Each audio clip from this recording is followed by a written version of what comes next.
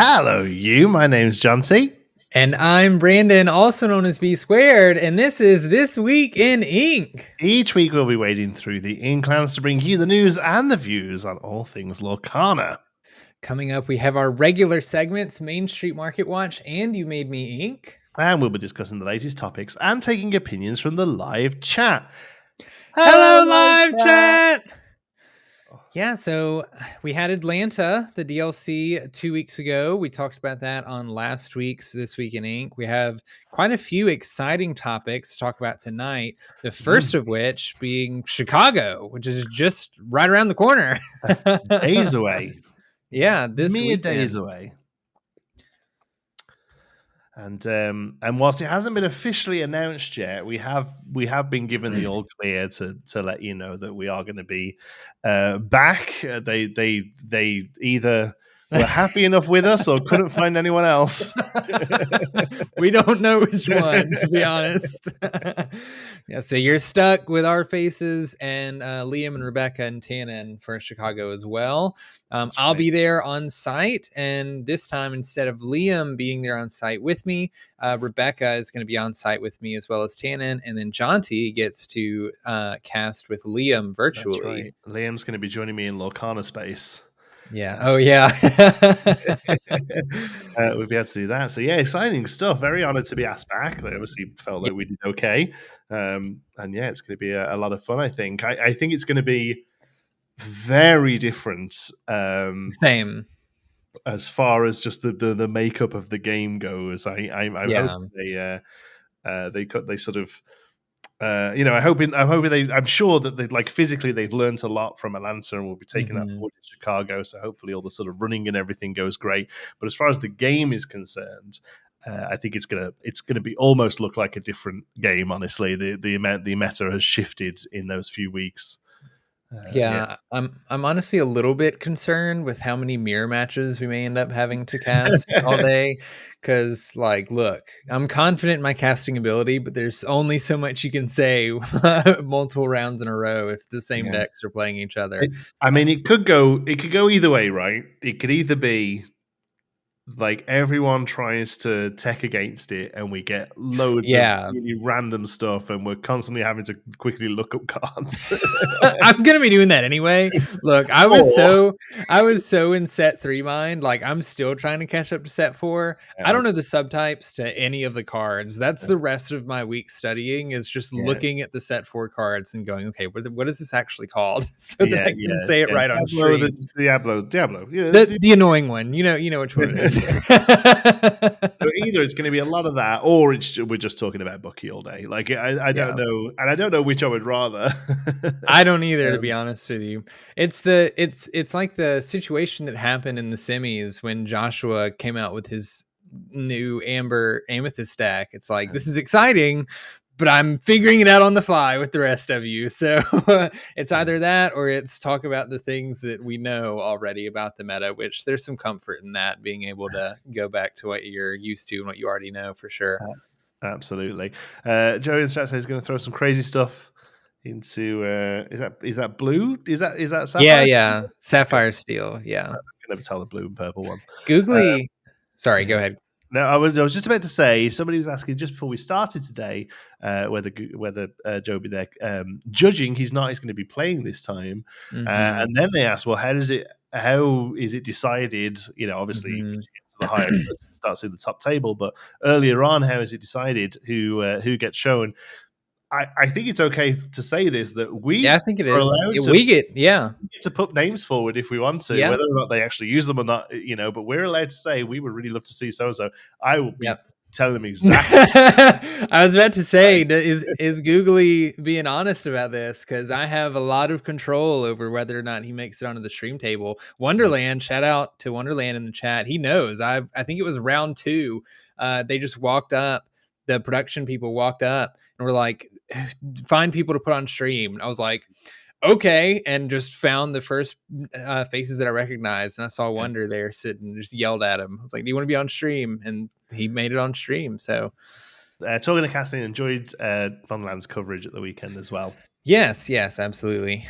the big tournament. What I managed to see of it was a busy weekend, but every time I tuned in, I enjoyed that stuff. So yeah, very honored to be asked back. Looking forward to it. I think it's going to be a wild couple of days. I'm going to be fed up of squirrels. Yeah, Janine says I want to see Jason. Yes, I also have the two people actually from our locals are traveling to nice. Chicago. They're heading across the border. Quite a few people signed up, but obviously the tickets sold out very quickly. It is a smaller event. Well, it's only 1,024. But yes, I will definitely be putting Jason's name forward. A very good player. Don't know what he's quite settled on yet, but absolutely tore through set championships in Southern Ontario with Steel Song and won a stitch at everyone he played at, won multiple mats and stuff. So very competent player. Will be interesting to see how he does as well. Who's the second? Oh, Calvin. Calvin's going as well. Again, another very good player too. So so I'd love to see that. So I'll definitely be putting their name forward. But anyone else you want to let us know? There's only so many, obviously, but right. We can't just have our buddies on it all day. Yeah, if you really want to be on stream, or there's somebody, or even like viewers, if there's somebody you really want to see on stream that is going to Chicago, let us know. Tweet at us or something, because that's at least how it worked in Atlanta. Things could change in Chicago, but I'd be surprised if the production staff didn't at least hear us out for a couple people. Yeah, like I said, it's all just suggestions, but we're definitely able to make those, so that's good.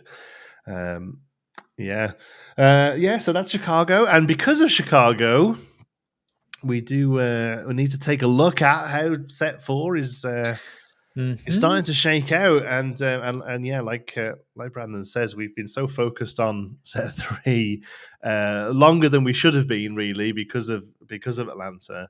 I'm definitely now trying to get up to speed. Luckily, we do have some data starting to come in. Yeah. From a couple of larger tournaments, mostly in Europe, actually. There doesn't seem to have been that much at least North American side on this kind of scale, right? Yeah, at least not large ones. And these are in-person tournaments, but there's a 128 player tournament in France, and then there was also a 128 player tournament in Belgium. Which is basically France. Looks like 2 weeks ago. Yeah. So which one do you want to look at first? We'll head over to France. Let's see if I can bring it up. There we go. Because this is my fear. France is my fear for what Chicago is going to look like, because we look at the top 8 here, and you'll notice 2 decks within this top 8. Although there is a Steel Song, just there's managed to one sneak Steel in. Song. Yeah. But yeah, first place here went to Caillou. Sisu on Ice, I is what I've heard that one a lot. For this, which I think is pretty good. It's a pretty good name for it, and we can take a look at it here. So yes, this is the latest iteration of Ruby Sapphire. I don't know if people remember this, but Ruby Sapphire was the deck to beat at the beginning of Inklands. Rise of the Floodborn. Excuse me. Yeah. There was a good 2-week period, I would say, where everyone was crying that this deck was unbeatable. I say this deck, a Ruby Sapphire deck. That was the foundation for this. Was absolutely unbeatable, and it was basically Popsicle and Hiram. Really, there's those 2 cards. That was basically it. That and a bunch of Ruby removal, and then all of the good stuff from Ruby. Since then, the deck has just sort of been refined, and then this set really has kind of exploded with some just really strong Ruby stuff. Basically, I don't think there's a single. Ice Block. Sorry. Well, Ice Block. Yeah, I was about to say Ice Block's pretty big. Yeah. But to be fair, Ice Block is only there to make the Ruby stuff better. Yes, yeah. Ice Block absolutely just plays into the stuff that Ruby's doing really well. And honestly, so like Ruby Sapphire got a really big upgrade in Inklands too with Lucky Dime, and that's really upgraded most of the Sapphire list. Because I remember even back in set 1 and set 2. Items just weren't really doing it, even with Hiram. He was hot for the first 2 weeks of Floodborn, and then after that fell off a little bit, mainly to Ruby Amethyst. But once they got Lucky Diamond, Sapphire got a way to close games really quickly after controlling all game.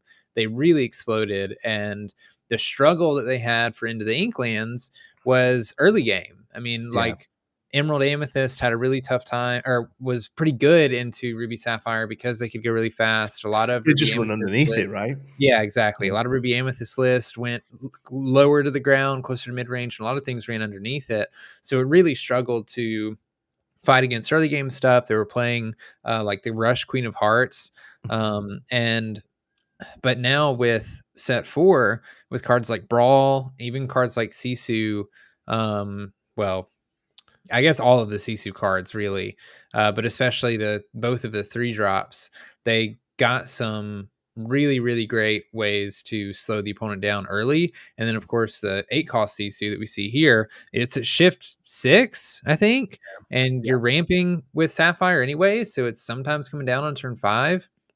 So that really doesn't give you a lot of time at all to get under Ruby Sapphire before they're able to just wipe your board with Sisu. Because also the cards you're using to get under Ruby Sapphire usually have less than 2 strength. Yeah. So Yeah, so we're just able to pick it off. Interestingly, this one doesn't. This deck we're looking at here doesn't run the other Sisu, the human form. Again, no yeah. idea what the subname is, but yeah, the evasive that just sort of picks off a 1 strength character when it comes into play. But yeah, again, that is seeing a ton of play. The one thing I notice here is not only are we seeing some really prevalent decks sort of settle into this early meta, this one being one of them. It's amazing to me how they have just wiped other decks off the face of the earth.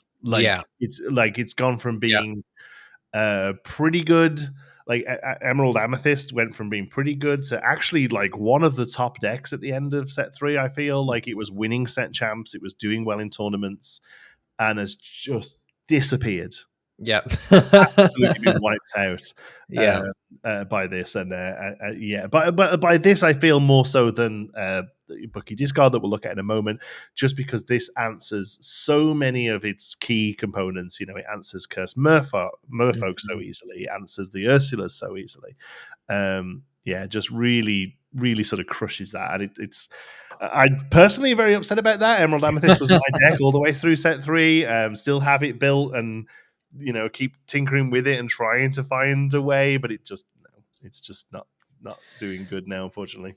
Yeah, and I think Emerald Amethyst even got some pretty fun cards to play with for Ursula's Return too. The issue is like Sisu is already a pretty strong card. I definitely undervalued the card when we reviewed it, but specifically Sisu paired with Ice Block just shuts down so much because there's like a lot of the really good cards that you can put into Emerald Amethyst to try to combat this a little bit, just at 3 strength. Sometimes just still isn't enough because all they need is the 1 Ice Block, and then all your 3 strength, well, not all of them, but usually the amount of characters that it matters on the board, you can Ice Block down to whatever strength you need to banish with Brawl or Sisu. Yeah. And I'm kind of in a similar boat with Amber Steel. I'm a big Amber Steel player, been playing it since set 1, and I feel like that deck is just, it's not impossible to play, but oh my goodness, it was already really bad into this deck, and now this deck just got even faster, and it feels impossible to play in the meta right now. And just has answers at like every key point now. It just very quickly has answers from turn from turn 3 still, really, but that's still much earlier than it used to. Yeah. Lorcana Goon says, can you use your connections to do something about this scoreless format? I wish. Believe me. So I'm probably going to upset some people in a minute when we look at but yes, so here we go. So this is definitely is it safe to say right now we're in a 2 deck meta? I feel like I feel like we are really. There's definitely I think that's pretty safe to say. Steel is becoming more prevalent as a response to some of the topper decks, but I personally still feel we're in a bit of a 2 deck.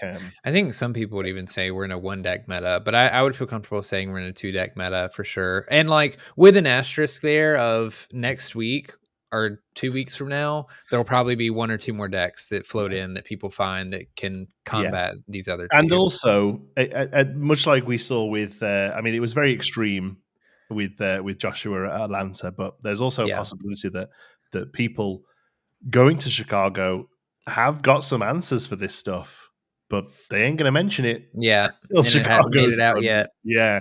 So there is a chance that people who are much cleverer than us and spend more time on this kind of stuff have started to figure out the response, but are just keeping it under wraps because, of course, there's a very big stakes at hand. Versus very saying Jonti upsetting people never.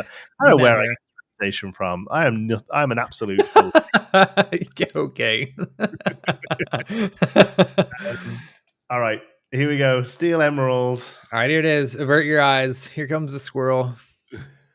There's a couple of copies of We Don't Talk About Bruno down there, but we're going to try and get the whole thing in. Yeah. Here it is. I love this deck. Oh, I hate it. Oh my god. This is like there's not there if there's one thing I hate most in Lorcana, it is discard. It is just like it is this deck specifically. I cannot stand this deck. Anyway, tell me why you love it, Jonti. I'm just a big fan. So as soon as we got Bucky, I built Emerald Steel. Actually, no, the first thing I built was what are the people calling it? It's a drink that I don't know. With Emerald Sapphire. I don't know. Emerald Sapphire drink. I don't know what that is. Oh, people in the chat. Is it Baja Blast? That's it. Baja Blast. Yes. Okay. Yeah. Taco Bell. Taco Baja Blast. So that was the first thing I built with Bucky. Actually, it was Bucky and Prince John, and then all of the 5-drop Floodborns in Sapphire. The Cogsworth, and yeah, and it was a high 5 deck, and it was fun, but it wasn't competitive. And then I built Emerald Steel when we got. So it must have been. Was it Inklands? Was Robin Hood? Inklands Robin Hood, yeah. Yeah. Yep. So then I built it again, and then it was pretty good. And it got to the point where people at my league wouldn't play me. So I. Oh no! Yeah. And now it's back, and they're all playing it. Oh my god! I'm a big fan of a deck that keeps your opponent from playing the game. It's so much easier. It is so much easier to win the game when your opponent can't play. Can't play, yeah, sure. I hate it, and I don't understand why people consider discard to be any more oppressive than the Ruby stuff we just looked at. That is kill, die, kill, no, stop. I think. Because there's ways you can play around that. There's things you can do. There's decks you can build to get around it. So let me preface. I dislike discard that's so aggressive. Before now, it's been fine. I haven't loved it, but I can play. In Into the Inklands, I could play against discard and do well. I had 2 in set championships. Trey played tons of discard, and. That was fine. It's just the fact that these Bucky decks are so aggressive now, being able to play Bucky on 2, then shift Diablo on 2 on the same turn sometimes, make you discard a card, play another Floodborn the next turn, or hit you with double Bucky, and then shift and just get rid of your whole hand. That I hate it because I can't play the game. I came to play the game. There's no skill in winning when your opponent can't respond to anything. The reason you're winning is because you have made it so your opponent can't respond to anything. No, the reason you're winning is because you had the right cards in your hand and played them in order. That's the game. Yeah, but it's so.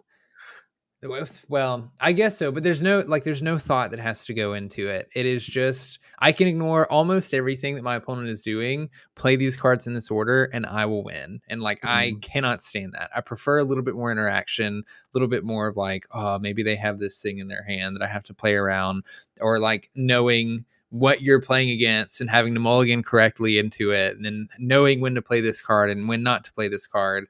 It just I don't know. I can't stand it. And then I just sit there with no hand and I just watch you I just watch 2 squirrels across the table and Just like I draw a card and either ink it or play it, and then it gets removed the next turn, and then I pass. Like Bob says the difference between playing stuff and having it removed and just discarding those things. As a fan of discard, I know Sean is, but it's purely a mindset thing, right? It's the same thing. It's the same. There's no difference. Discard the card out of your hand, or play it, pass, and have it be banished before you can do anything with it. There's no difference. I think the difference is that if I'm able to use the cards in my hand, I can disrupt what you're doing. When I have 0 cards in hand, or I'm only allowed to like draw a card and then it immediately gets discarded, I cannot do anything about that. There's no interactivity. At least if I can play the cards, then I can disrupt what it is you're trying to do, and then we're actually playing the game. Mm-hmm. So what's the answer to this deck then? If I knew, I'd be playing in Chicago.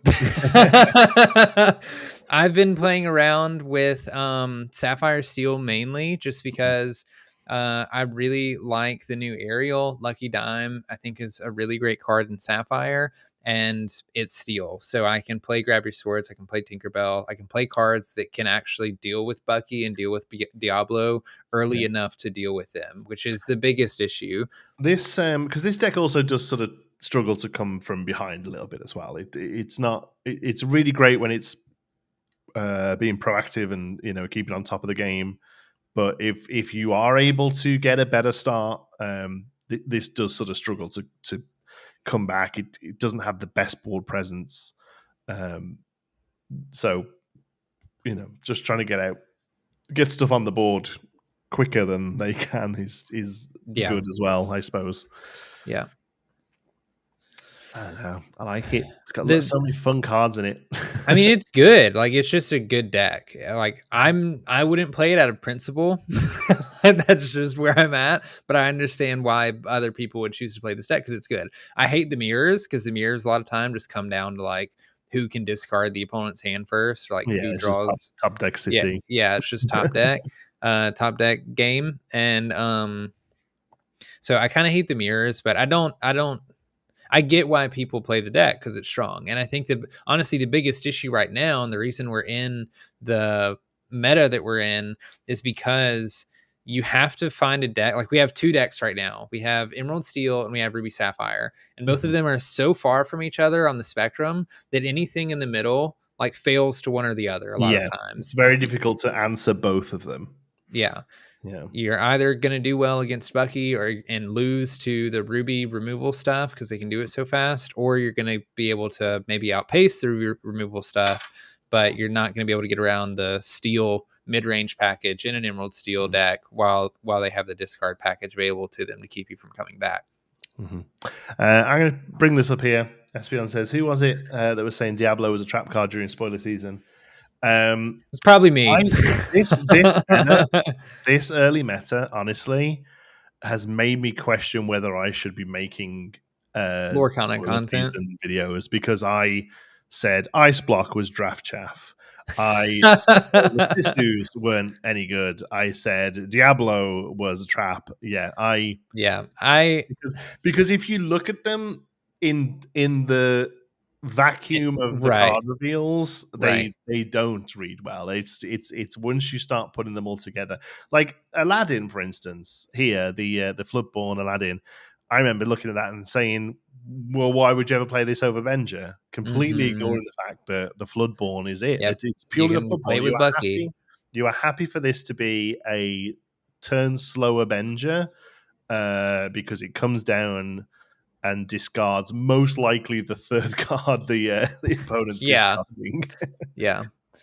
And I think, like, to give ourselves a little bit of credit, I think it's because, and I remember saying this when we revealed the cards, when spoiler season comes around, I remember that was just around set championships. So like I was just hard into set championships at that point, and it gets so busy as a content creator. I'm usually looking at everything in a vacuum when we're looking at the cards as they get released. And so it's like you said, when I looked at a lot of these cards in a vacuum, I wasn't too impressed. I laugh at Ice Block because I probably just threw the card away and was like, why would I ever play this card?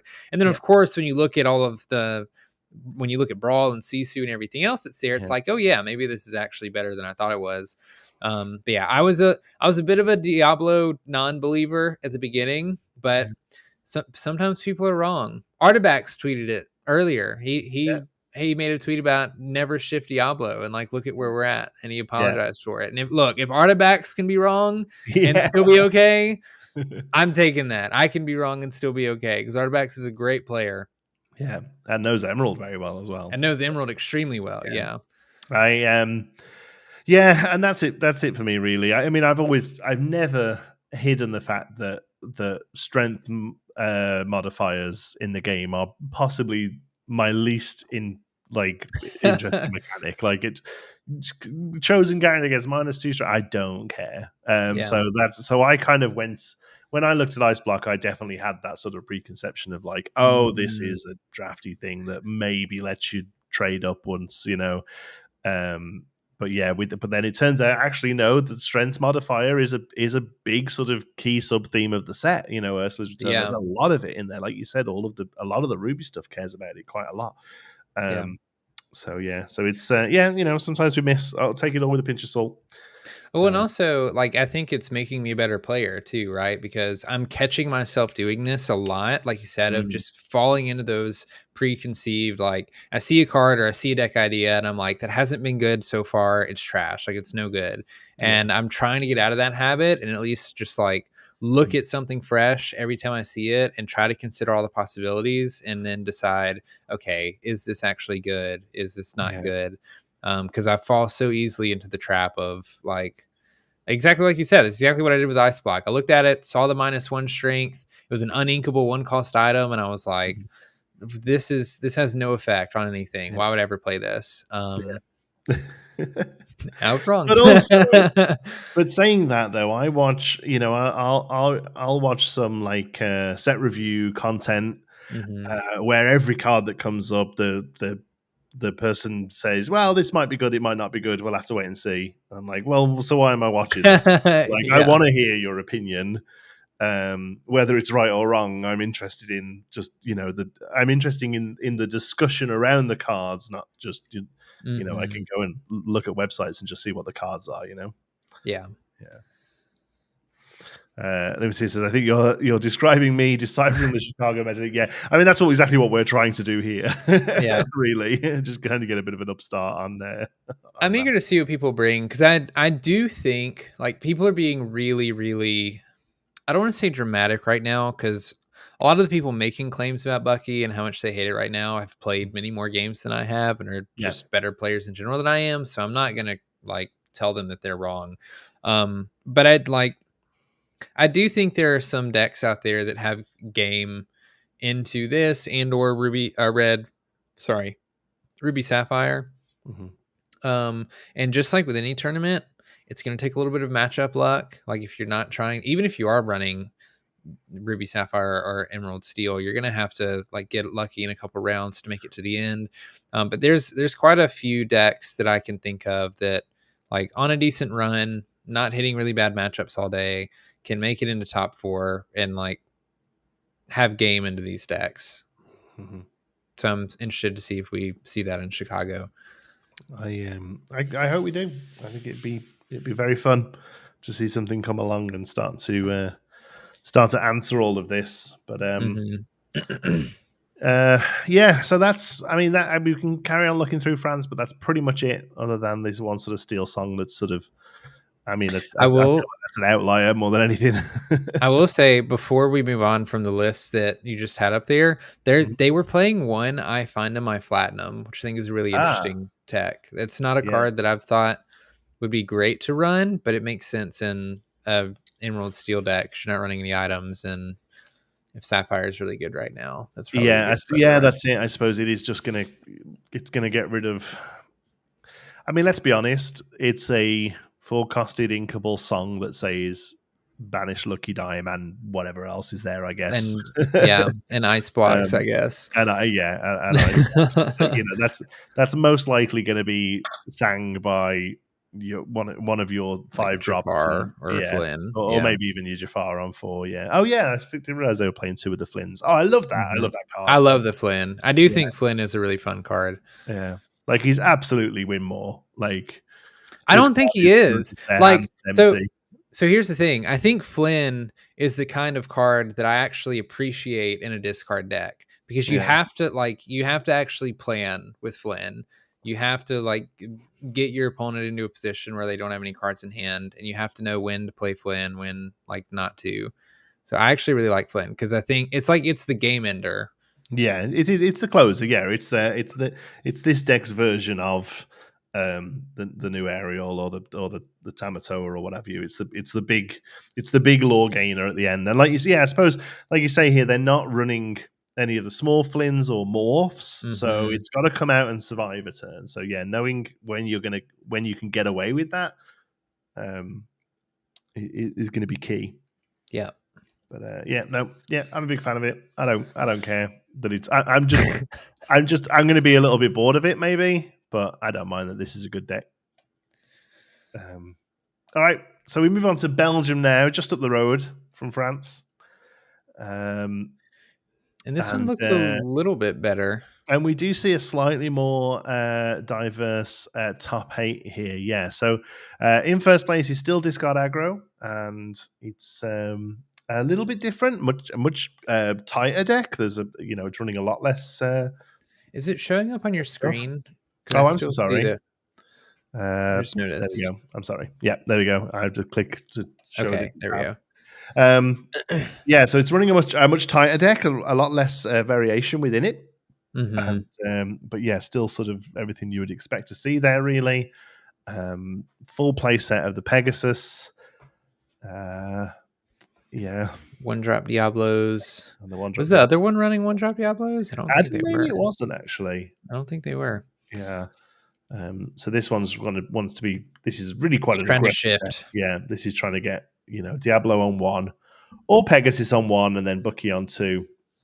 Or Hood or Robin Hood on 1, I guess. So yeah, basically, any of your 1-drops, Bucky on 2. Ideally Diablo, but you'd be happy with either your any of them. You'd be happy with your Pegasus or Robin Hood on 3, Jafar on 4, Beast on 5.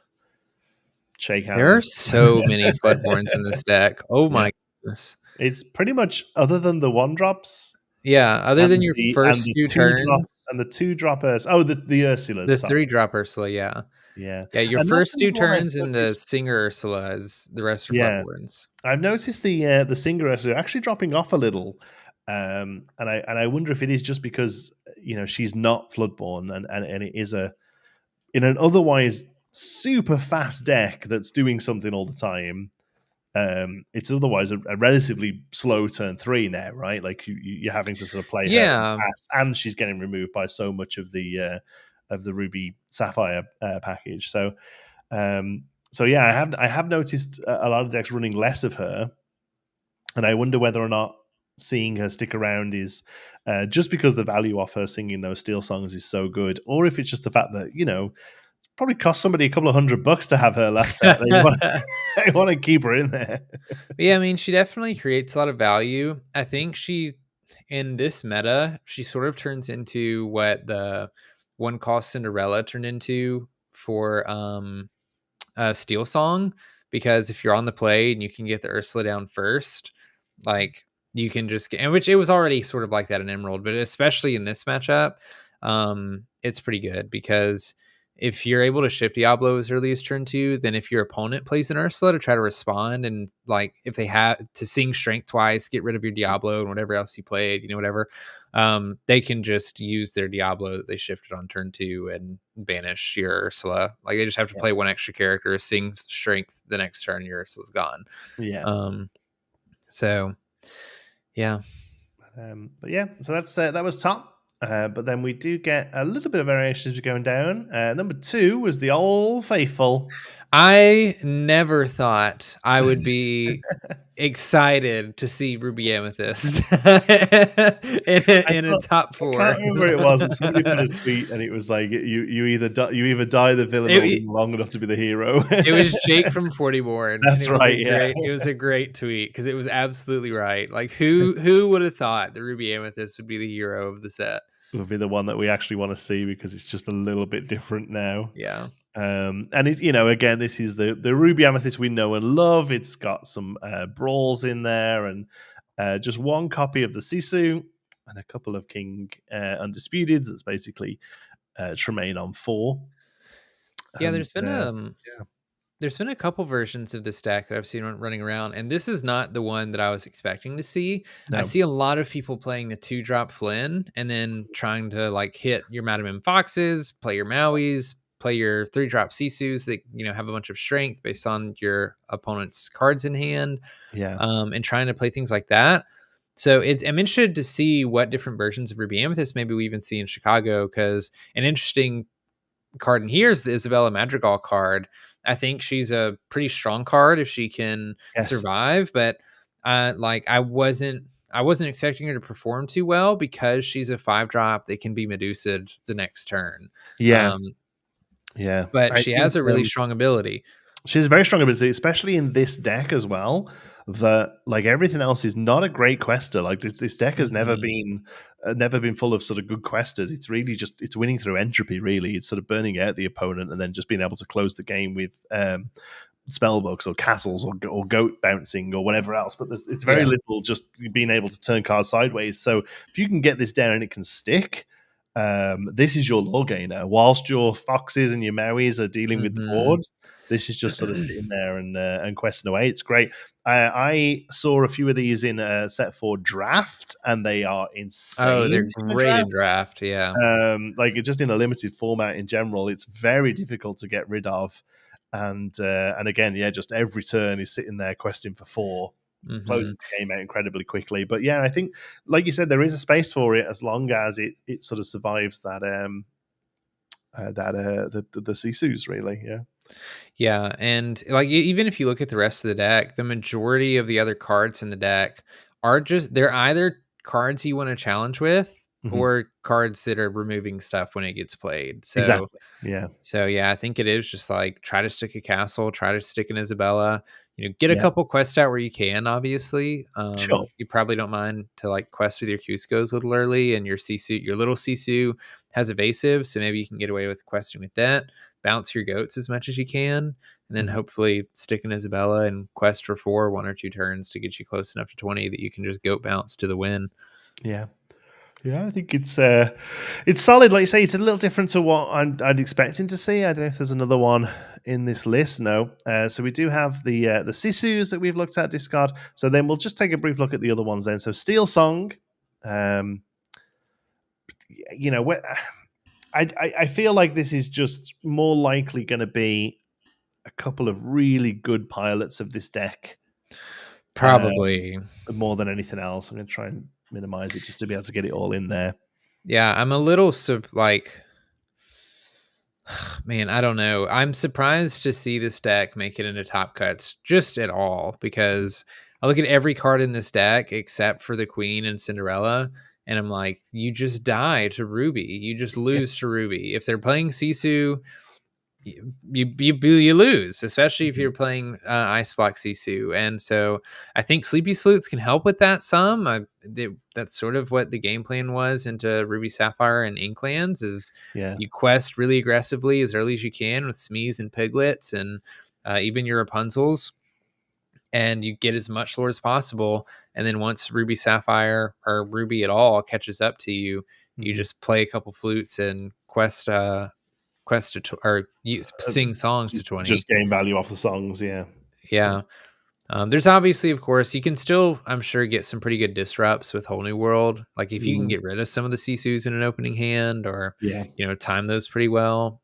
So yeah, it just kind of like what you said. I think it's just some really good pilots that know how to play this deck inside and out against matchups that are not great. I'm surprised to see the Aerial Sonic Warrior in this deck. Yeah. because that was one of the first cards I think we saw in Ursula's Return, and everybody immediately said, "Oh, this would go great in a Steel And Steel Song." Song, yeah. Yeah, like it does exactly what you want to do in Steel Song. Sing songs, pay extra ink, and then deal more damage. Yeah, give But more value out of the songs, yeah. yeah, but the shift line is a little weird because you shift on 4 and you don't have any more ink to actually use her ability. Yeah, But it kind of negates the benefit of shifting, really. You know, like the whole point of one of the main benefits of shifting is that you can do the thing the turn it comes out. Whereas here on curve, you're not able to get that, unfortunately. Yeah, and the aerial that you're shifting her onto is usually singing the next turn if you can. Like you're trying Yeah. to sing Whole New World or grab your sword. And maybe that's the difference. Maybe you're not actually ever shifting the aerial and you're just playing aerial later in the game as a really big body that you hope sticks and can help you gain board back. Yeah. Maybe playing her on 6 but shifting her, if that makes sense. So Yeah, you yeah. can then sing and then you've got the 2. But yeah, I don't know if the spectacular singer's hanging around that long. But you know, like I said, this is twice in the top 8 or here. Oh no, sorry, once, but once in France as well. So top 4 this got here. Yeah. Um, Oh, there's the Sapphire Steel list or a steel. there is Yeah. and then there is a Sapphire Steel to take a look at as well. A Cogsworth build. Oh my gosh, this There's is a lot going on here. Oh my really word! wide. Yeah. Yeah. So a Wow. lot of How many one drop? one-offs. 1, 2, 3, 4, 5, 6. I think there's 6 one-ofs in this deck. 1, 2. 6, 7. Oh yeah, I missed the Zeus. There are 7 one-offs. And then there's 1, 2, 3, 4, 5, 6 2-ofs. Yeah.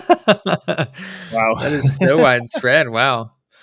I mean, I guess you can get away with it, right? If you're playing 7 popsicles, basically. You're playing 2 develop your brains. You're also playing 3 how far I'll goes and 2 Gramatalas. So that's 7, 9, 11, 14 cards that just let you look at the next few cards in your deck. And that's just kind of their purpose. Yeah, and you know, it's version on toolbox, really. You know, it's getting to the point where you just absolutely run through the deck and go and find the individual pieces that you need, I guess. Yeah, I think so. Find the bender if you want it, find the smash if you want it. Yeah, good for them. This is I'm not a huge fan of such a wide deck. It stresses me out. Yeah, and I do get a little. I question if people get lost in the sauce when I see a deck that's wide, that's this wide, because I would prefer just a more consistent deck with a consistent game plan. But I mean, they made it in the top 8. It worked for them. And if you really know your deck inside and out, and you know your outs for every situation, you can get away with a deck like this because you can. I mean, this is probably the best deck at just filtering through the rest of your deck that you possibly have. Because even, I mean, we counted just like the Fortispheres and Popsicles, but you're even running like Scuttles also that are like digging through your deck specifically for items. You, of course, have the Hiram package that's just digging you even further into the deck as well. And like, I just think this deck is ramp as fast as you can, stabilize, drop a couple aerials, Tomatoas or Bells, and, you know, find your lucky dime to win. Yeah. Wonderland is trying to sort of convince us to convince us on this aerial. Yeah. I mean, you're right. Everything is right. Yeah. Yeah, I don't think Aerial's a bad card. I wondered if it was ever going to make the cut in Steel Song because of the mainly just the awkward cost. But yeah, all the things he's saying is true. Like her stats are really great, her ability is really great, and like she can get Medusa'd, but then other than that, like you would need an ice block or 2 to do any of the other Ruby stuff into her, and then outside of that, like, I mean, Emerald Steel is not doing anything to her unless you play. Oh yeah, we don't talk about Bruno. There's Emerald Steel, Emerald Amethyst. You see an 8 on the willpower. You're like, whoa, jeez. Yeah, what am I doing with that? Yeah. So, Yeah, I can see Nice. it. Yeah, me too. All right, we'll move on. We were going to briefly have a little chat about Pixelborn. Yeah, Um, it's kind of new I for think us. I think that might be the first time we've ever said it on the show. Ever intentionally. Yeah, that That's for probably sure. tells you sort of how much of a sort of momentous thing it is that we're talking about it, really, Yeah.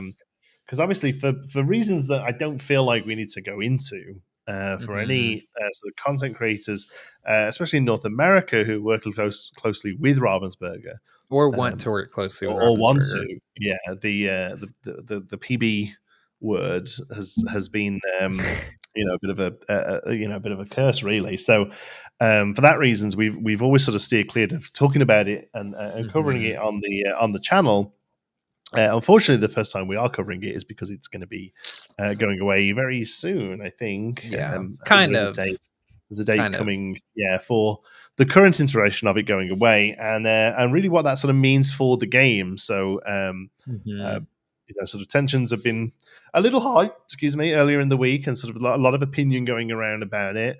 I personally didn't really use it. I am, but I'm also very aware that I am very lucky to have a very active in real life Yeah. community. Like, yeah, so Sure, I'm sure. very lucky that myself, the store I manage has 40 people every week, but even the city in general that I live in, there are 5 nights a week now, 5 days a week that you Oh, can go and wow. play Lorcana in this city and get games in. On the Mhm. Sunday, there's a much smaller store than us, but gets sort of 16 out every Sunday. A Tuesday night, you Mhm. can go and there's 16 people playing. There's another store on Thursday that gets 20 or so. So, so I'm very lucky here, and my community is very lucky that the game is thriving here. There's a lot of places where it isn't.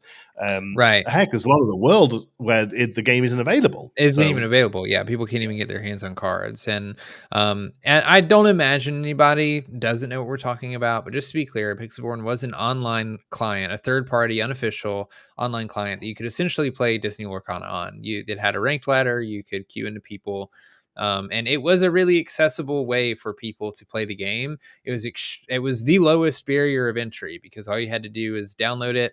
You didn't have to buy any cards.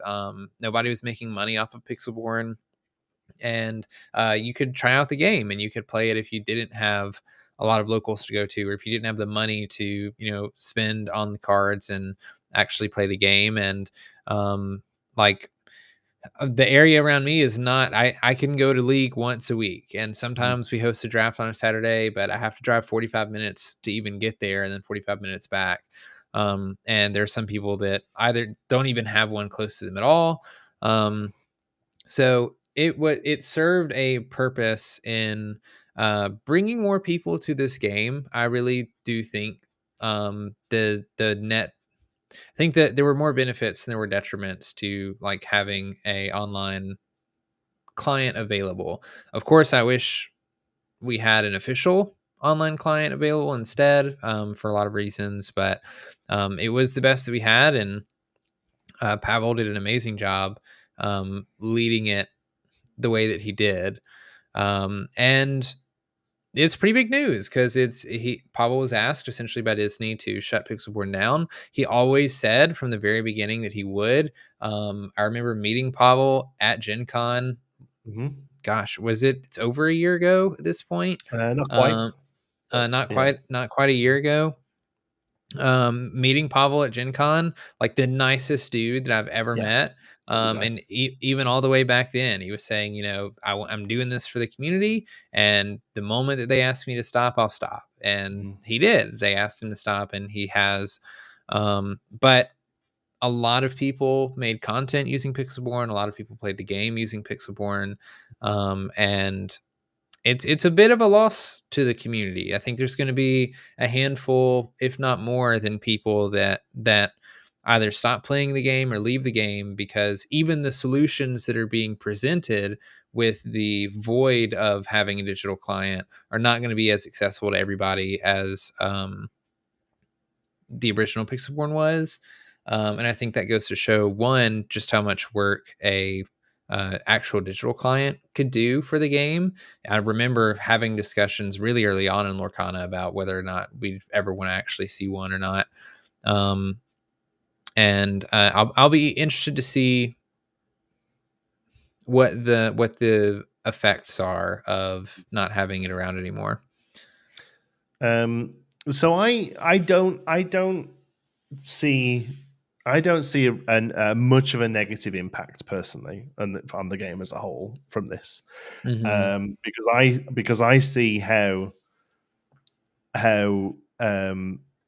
like there's no, what's the best way of putting it, wherever the game is sold, it's selling and selling out.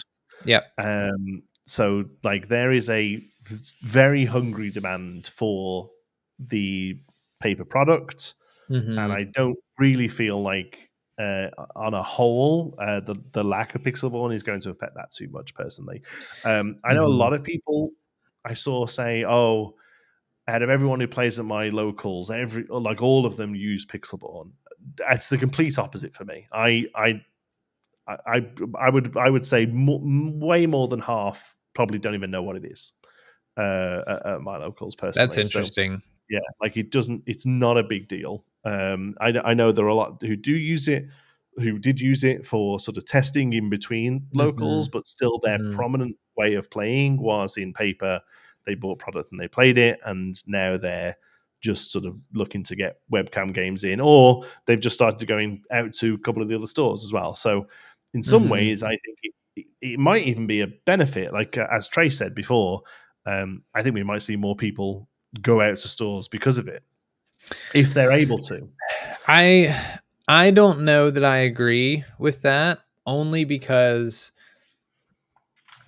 I probably know more people that both have cards and played Pixelborn, which I think is a good thing. That's what you want. You want people to be buying cards. But I definitely heard of a lot of people that only played Pixelborn, and some people who just stopped going to locals. And although we might see some of those people coming back, I think there was a good population of people who, like I mentioned earlier, didn't have locals, or maybe don't have access to the game that like everybody else does, whether that's monetarily or doesn't live close enough to one. But I mean, I will say that like you said, I don't think Disney Lorcana is gonna go away. I don't think the game's gonna I fully expect this game to be around in a year. There were some people that I saw saying oh, this game's going to be gone in a year or two. Now that Pixelborn's not here, I don't believe that at all. I think that's that's a ridiculous thing to say. I think Pixelborn helped Disney Lorcana grow exponentially because people could go and play it, and it. If anybody asked about Disney Lorcana, all you had to tell them was go look up Pixelborn, play Pixelborn, see if you like it, then you can come play League. They're just there was no barrier of entry, and I think that is huge for a game. But I think the game in and of itself is going to be fine. The game was going to be successful before Pixelborn was around. There was so much hype for this game before Pixelborn was in a working condition by the time that it came out. And there were plenty of people, even when Pixelborn was first released, Pixelborn had so many bugs. People were just I'm not even going to play it because it was difficult to play. And it was difficult to keep updated and all that sort of stuff as well. It got a little easier as it went on, I believe. But my biggest concern is, Steven mentions this in the chat. My biggest concern, more than anything, is what this does to competitive play for Disney Lorcana, because Pixelborn bridged the gap between world-class players and average players that wanted to improve rapidly very well. The best that it ever can be outside of just being coached by a professional player. And the reason for that is because at any given point, you could queue up in Pixelborn, and you could play as many games as you wanted against people of equal skill level. You could climb the ranks and continue to play better and better players and continue to improve. And it was much faster to play games on Pixelborn than it is to shuffle up a deck, even over webcam. Shuffle up a Yeah. deck, find somebody to play out the actual game. Well, Reshuffle, go I through the mean, whole thing. we're obviously going to talk about our webcam stuff in a little bit, but yeah, Yeah. it's one thing I've really noticed from that actually is if you sort of say let's go and play a game, like it's an hour really to get set up and get those 3 games. If you're doing a best of 3, Mhm. whereas with Pixelborn, I imagine you get way more than that in Yeah. in an hour. So yeah, Yeah. it is a lot more, and I mean maybe. I always try and sort of be aware of my bias with this kind of thing, and I'm definitely coming at this from a LGS manager Yeah. point of view. But if somebody came to me and said, "Oh, what's Disney Lorcana? How can I get into it?" My barrier to entry is here's a starter deck for $20. Come on out Saturday morning. You know what I mean? Like I would Mhm. never think to mention Pixelborn to somebody. I would Yeah. think about like come and play the game that we And sell that and that needs to be sold for the game to continue. Yeah, and that makes sense, and that, like I mean, I always push people to buy a product no matter what. It's the way it's like you said, it's the way we can continue to play this game, and I don't think I ever personally, I mean, there wasn't really anybody that I met that was like, "What's Lorcana?" Because I was pretty much playing Lorcana with everybody. But I don't think I ever suggested like go look at Pixelborn and try it out. I would always go to you should like go watch videos about it. Like here's Yeah. a video on what how to play the game, or here's a video of tournaments that were being run, and watch this, see if it looks interesting. Then I'd usually invite them to league if they were local. But yeah, I don't know. I don't know how deep we'll see the impacts of the game. I imagine the places we'll see it most is we'll start to see the same names showing up at large tournaments. That was going to happen anyway. Yeah. The difference is there were probably going to be more names, Hmm. and now we're probably also going to start seeing a lot of teams um topping tournaments regularly because they have access to each other and they're all really good players to test and work with. Whereas the masses just don't. Like, I can play with my friends all day, but if all of us are not at that level, like we can improve together, but we'll never improve as rapidly as we would be if we were able to constantly play against people that were better than us. Um, and just get as many decks or get as many games in, and the meta is going to like be solved a little slower. Like it's going to be Yeah. difficult to figure out And what's I actually good and what's not I good. actually like that though. I like the I idea of don't a mind that. slower meta. Yeah. Yeah. It kind of upsets me that a meta is sold before the cards come out at the minute. Yeah. And I'm quite happy for a slower meta personally.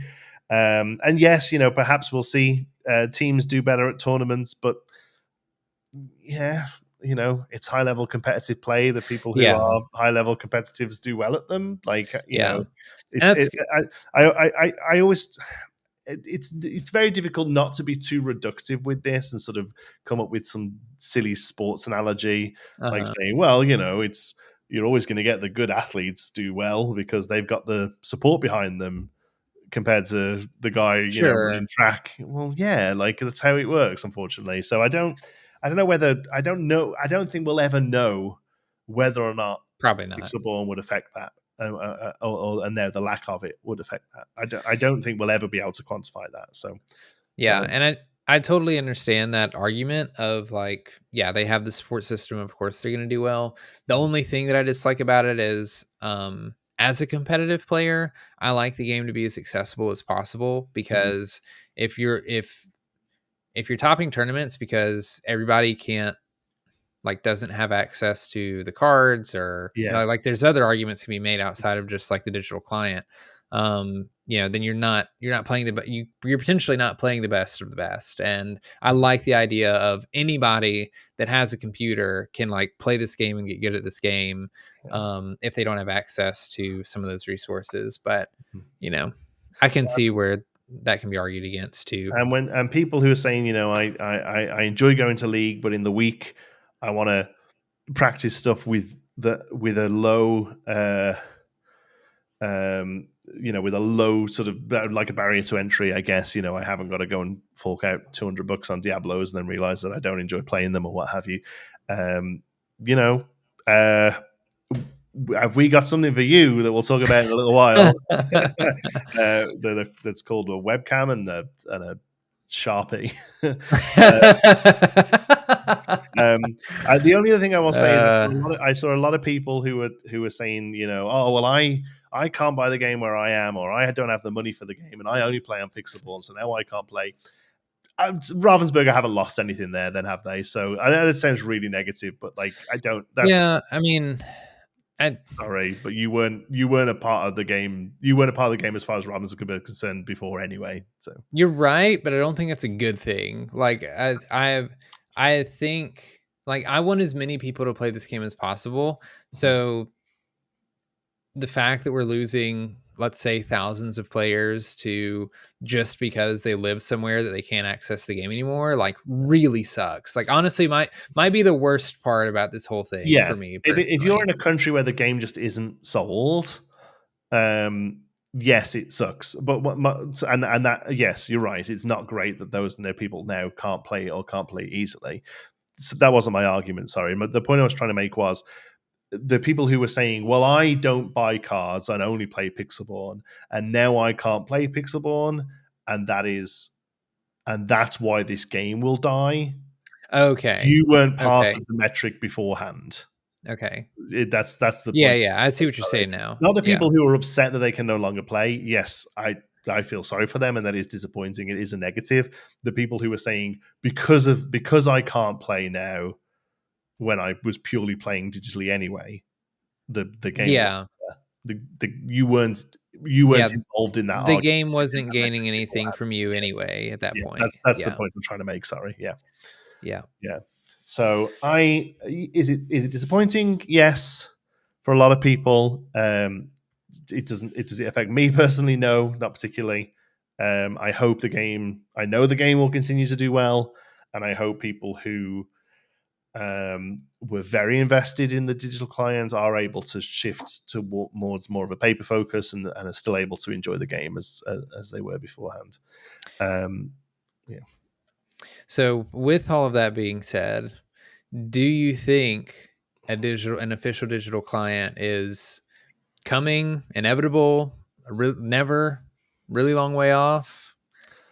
I don't know. The only thing I have to say about it is that I know Ryan Miller is really not a fan. Yeah, that's kind of the only thing I have to say also. Whether that means anything eventually, I don't know. Yeah, I remember him talking about that before Lorcana was ever announced, and I remember being under the impression, or not announced, before it was released. And I remember being under the impression when the game was released that there was no plan for a digital client. So just with those two things, unless over the past year, Ravensburger and or Disney has been looking at Pixelborn and saying, wow, this is driving a lot of traffic to our game, or wow, we would really benefit from something like this. Maybe we should start working on an official client. Look at this third biggest TCG Discord in the world.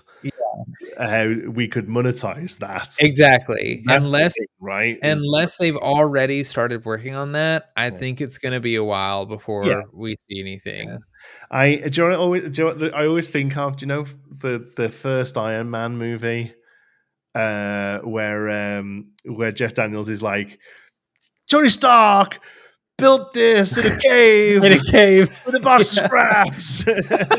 And I can imagine a meeting of like Disney and Ravensburger heads. Oh my god, yeah. Look at Pavel. Pavel built this on his own by himself. Look what he's done. Yeah, that's oh my god. It's so true though. Like I know that like hashtag hire Pavel has been something I've seen all across Twitter. I don't know legally whether it's in Ravensburger or Disney's interest at all to bring Pavel into anything official, But oh my god, I hope if that is something they're looking at, they do something with Pavel to just like pay Jeff Bridges. kudos Sorry, so what did I say? much. Jeff Daniels. Sorry. Yeah, Jeff. I don't know who the guy was, but yeah.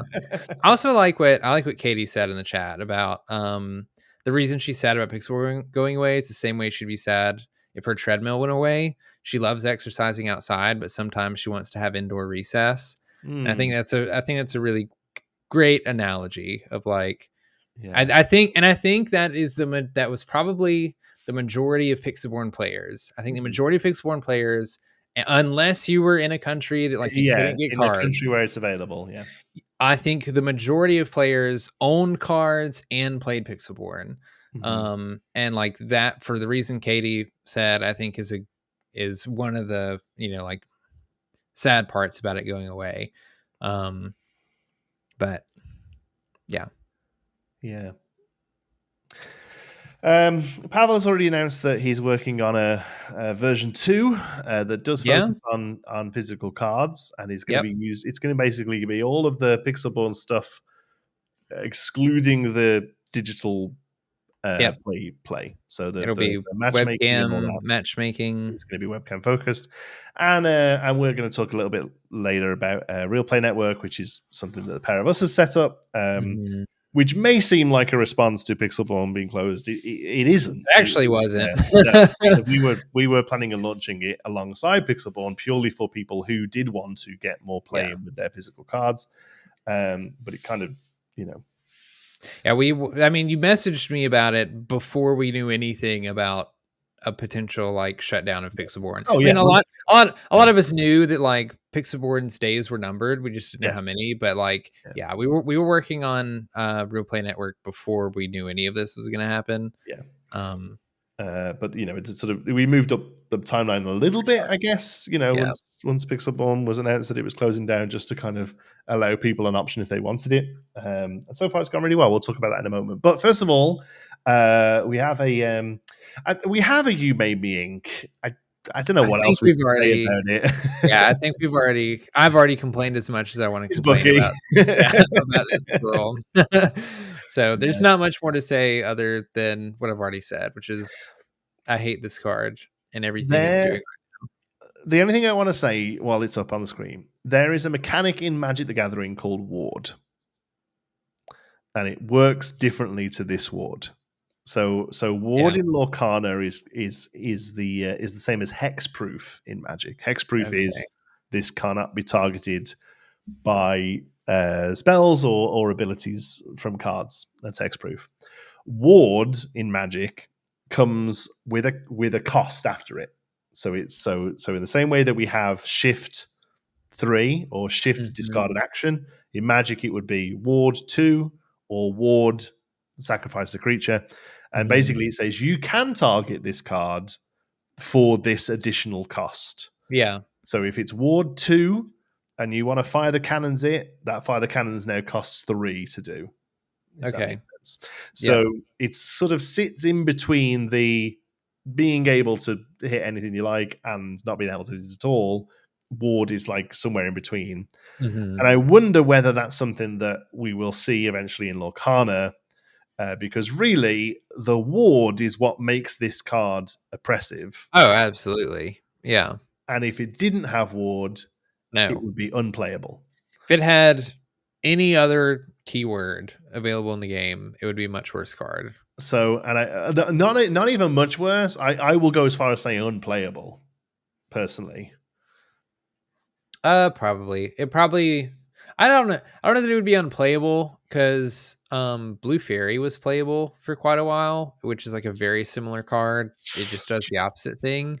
Do you think? Yes, but that's the thing. It does the opposite thing. Like it's like drawing cards and having your opponent discard cards are very different. Yeah, Even though it's the same sort of amount of card advantage, it, like as we talked about before, that sort of mindset of having to discard is I think it would be slightly worse than Blue Fairy just because of that reason. Like if your opponent has 7 cards in their hand, like it's a lot less strong. Like making them discard a card when they have 7 cards in hand versus you drawing a card is much less strong, for sure. So but I don't think it would be unplayable. It probably wouldn't be like meta breaking, Yeah, but it wouldn't be as oppressive then, perhaps. But I do wonder if maybe something in between is what we kind of need to see here because it's such a, I mean, it's binary, right? You can hit this or you can't. yeah. Outside of the few edict effects that we have in the game, like Lady Terrain or King Mhm. of Disputes and a few other, and then obviously the uh, non the board wide stuff of grab your sword Yeah. and whatever. It really is all or nothing. So yeah, I don't know, it's just something worth mentioning. I don't know if people didn't know the concept of ward from Magic. I think if Yeah. Bucky had Ward 1, it would even be, like, a lot better because then I Mm, could at least fire the cannons Bucky on turn 2. yeah, and you're still having to do your whole turn. Yeah, It's still gross. but, like, at least you can do it Yeah, early and at least you stop can them have from making you discard your whole hand. some kind of answer to it. Wow. Okay. Mainstream Market Watch. Oh, good grief. This I don't we may never have a Main Street Market Watch with as big of a number as this one. Woo wee! Good Look grief. at that big 10.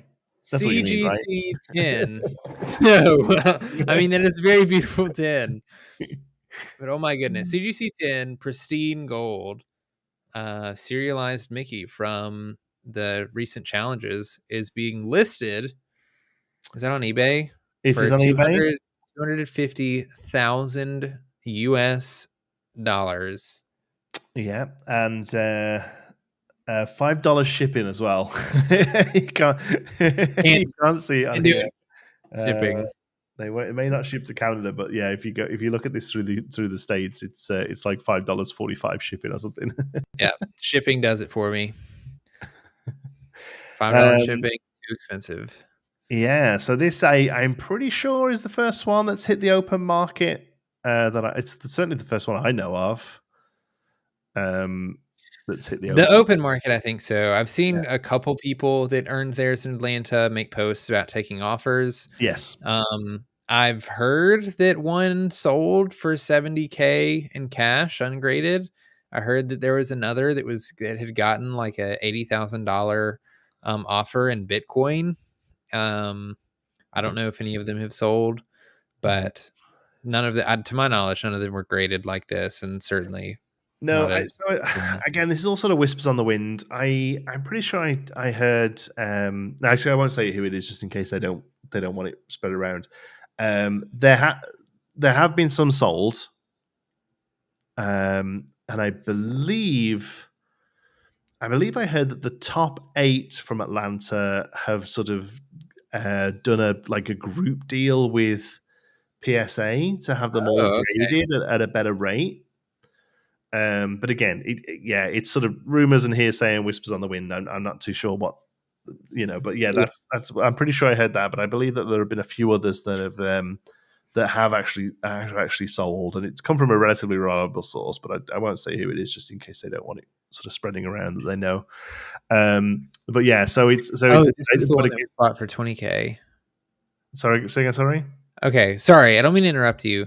Yeah, no, go for it. There was one that I thought I remembered it being bought from, Europe, but maybe I was misremembering. I remember hearing that one had been bought for $20,000. It was, like, the Yeah. first number that I heard for the card, which was Mhm. already a wild number. Wonder saying the It's people this selling one. this yeah, bought it for 20K, Mhm. graded it, and now they're trying to sell it for 250. It's a hell of a jump. Oh, yeah, that's wild. That's the thing, the number just keeps going up, and, like, Yeah. I never thought that the Mickeys would be selling for this much money. I figured they'd be Well, I selling mean, for let's be honest. It okay, hasn't. well, it hasn't Yeah. sold. Yeah, yeah, yeah. Well, people trying to sell them, but, like, the numbers outside of this that I heard, and then the $20,000 is, like, around the $70,000-$80,000 Yeah. range is Yeah. what I keep seeing people list, or talk about, Uh-huh. which is I think just I think I wild. saw Beckett show one graded as well. I haven't seen that one. Yeah, let me see if I can find Um, that quickly while we talk.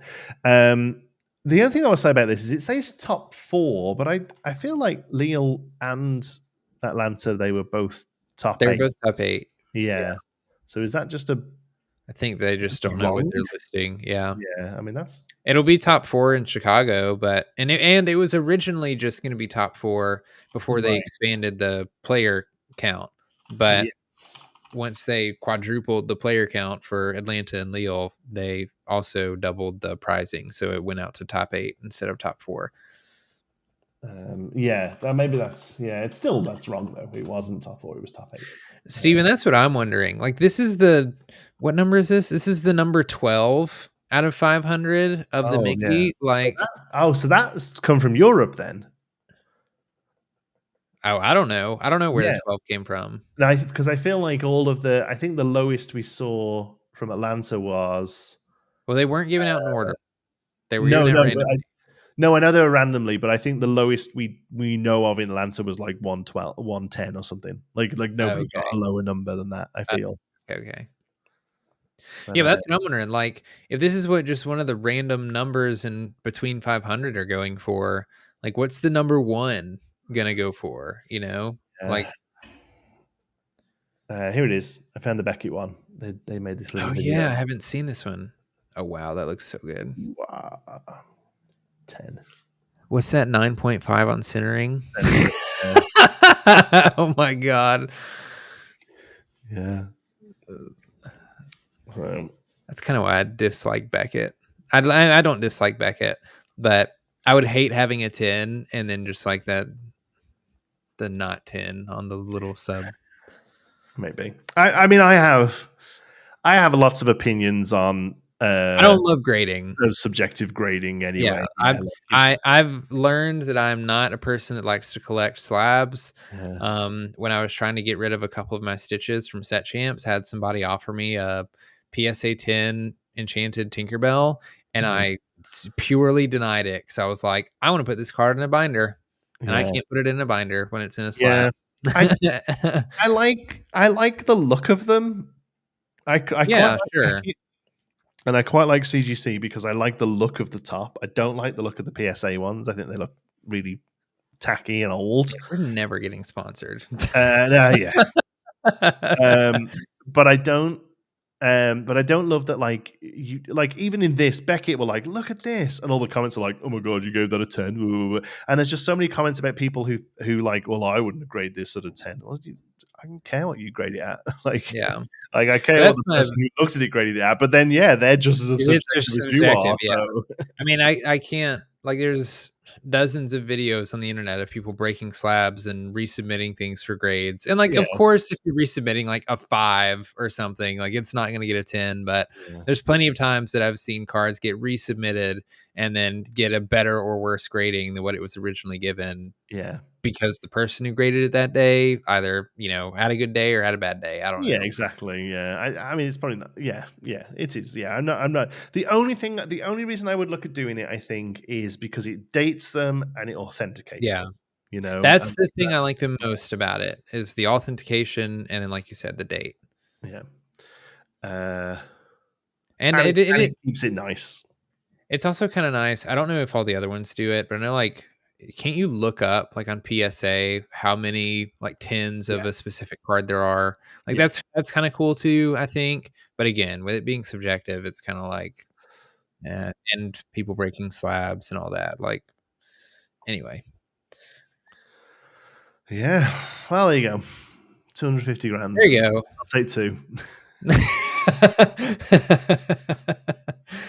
Yeah, that's worth more than my house, which is just. I mean, I can't imagine it sells. We'll be keeping an eye on it. We'll have another look at it. I'm so eager to see like what these things actually sell for, because I mean it's a real thing to be looking at, right? I don't know if we've talked about it. I've heard people talk about how many different people from other games are starting to look at Lorcana and start to play, especially after hearing like, yeah, you can go to the Atlanta Challenge, and if you do well, you can make a lot of money off of the pricing that they give. And even at the side events, like, it's probably going to change as these continue. But right now, you get a Dragonfire and the 2 non-foil promos from the side events. It probably pays for the flight. Easily pays for the flight. Yeah. And that's yeah, kind of like, crazy. I mean, there were people that were when they were out of the tournament, just outright grinded side events for the entire rest of the thing and walked home with like 12 Cinderella Stout-Hearted non-foil cards. And Yeah. like each of those were going for, $400 or whatever it was each. And um it's kind of insane, which is interesting because another thing Ryan notoriously had talked about, and this interview of him is ingrained in my brain because it was the Yeah. only piece of content we had to watch like back in January of last year. Yeah.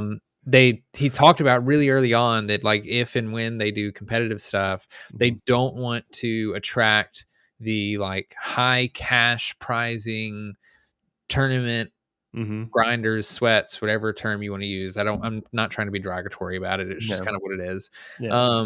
Like they don't want to attract that crowd because they understand there's going to be Disney fans who have not played TCGs that will be playing this game that they don't want to be scared away, basically. But it doesn't. I mean, Atlanta wasn't a $2.5 million regional, but the pricing that was given out for Atlanta was like Yeah. $2.5 million worth of They pricing, basically. they gave every LGS that sells their product a free 3K Yeah, exactly. basically with stitches, maybe even more. They can sit there and say, "Oh, we don't want to attract all of the really sort of greedy players or whatever." Like I say, whatever terminology you used. Have you made a thing that people can win? Yeah. Is it Disney? Yeah. Is it limited? Yeah. It's going to be worth some money then. It's gonna Like be worth money. that's it. Like it doesn't matter if you're gating it behind ability and it's rare. Collectors are gonna want it, and they'll pay money for it because Yeah. Disney fans are a whole nother level. Yeah. Is your game good? Yeah. Have you got a rare thing that people can win if they're good at it? Yeah. It's going to be worth money. All right. Like, come on. Yeah. Like, it's simple. Yeah. It may would I have ever thought it would be worth the kind of money it is? No. Oh, never. No. Every time I make a guess on what I expect as some sort of promo So, to be here, like it tops it. Yeah, Wonder that's is basically I am I laugh. here. I love I will say the large majority of the competitive players that I've gotten to know and talk to and watch content from are like great people and Yeah. people that I would want to sit across from at my LGS. Yeah. I think so long as the competitive community is like gracious and patient and kind with people who do not have that same mentality and like they're okay to play against somebody's Madrigal deck at League, Yeah. sure. I like whatever. I don't care that they're here. Exactly. Like I think as long as they just engage with the game differently, that's it. That's as long as that's all it is. That's great. As long as they, like you said, that's a great way of putting it. As long as they can be courteous and generous. And so far, every single sort of real top competitive player I've met or dealt with or spoke to has been just that. They're just somebody who just enjoys this game. They just really enjoy it. They like being really good at it too. So For them, as they should be. And I think yeah, as long as the game, I feel like what I would like to see now, honestly, is that I feel like the game is serving the highly competitive players a little better than it is serving the casual players. Personally, which is wild because yeah, Ravensburger is doing a lot right now that I feel like is catered towards the casual community, and it still feels like the competitive community is like out on top. yeah, yeah. And I think the thing is, it's easy. I think perhaps it's because it's easy to cater to the more competitive community because you you get a big room with loads of chairs in it, and you have a rare thing that they can win. Like that's Yeah, pretty much all you need to do. Let's be and honest. yep, I mean, obviously, have a solid game. Like that's first and foremost. The sure, game has to be good. But if you have a good game, you need to hire a convention hall. You need to and you need to have something for them to win that's worth them winning.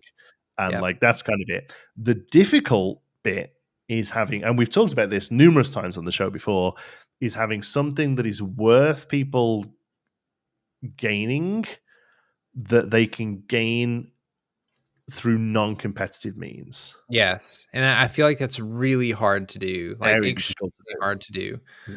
Because I find, like, especially for set champs, there was a lot of complaining about how expensive the stitches were because they were so rare and you had to be good at the game to earn them. And set champs, from my understanding, was supposed to be a way for like more casual people to have access to something like that. And there were a lot of ideas that were tossed around. One that I heard a lot was either like everybody gets a promo or like everybody gets something, and like we already have that. We have Yeah. that through the league promos. Mhm. Like it's I mean, I guess depending on how large your league is, it might be a little bit harder to access than some.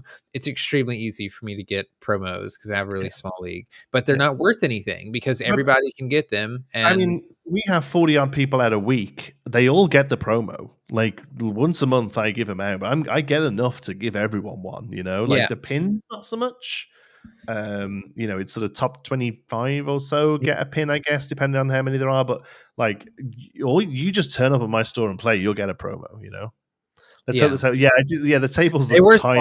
small. There was somebody, so this is actually kind of a funny story. They were tiny, they had staples sticking out of them. So, like, Yeah, on the first day, Liam and because they I had were like just paper over them, did they? yeah, Yeah. they had, like, paper over them, and it was all stapled to the tables, and, Liam and I were just hanging out waiting for I don't remember if it was before or after the player meeting, but, like, Ryan and Rochelle, and Albert and George all got up and talked to everybody.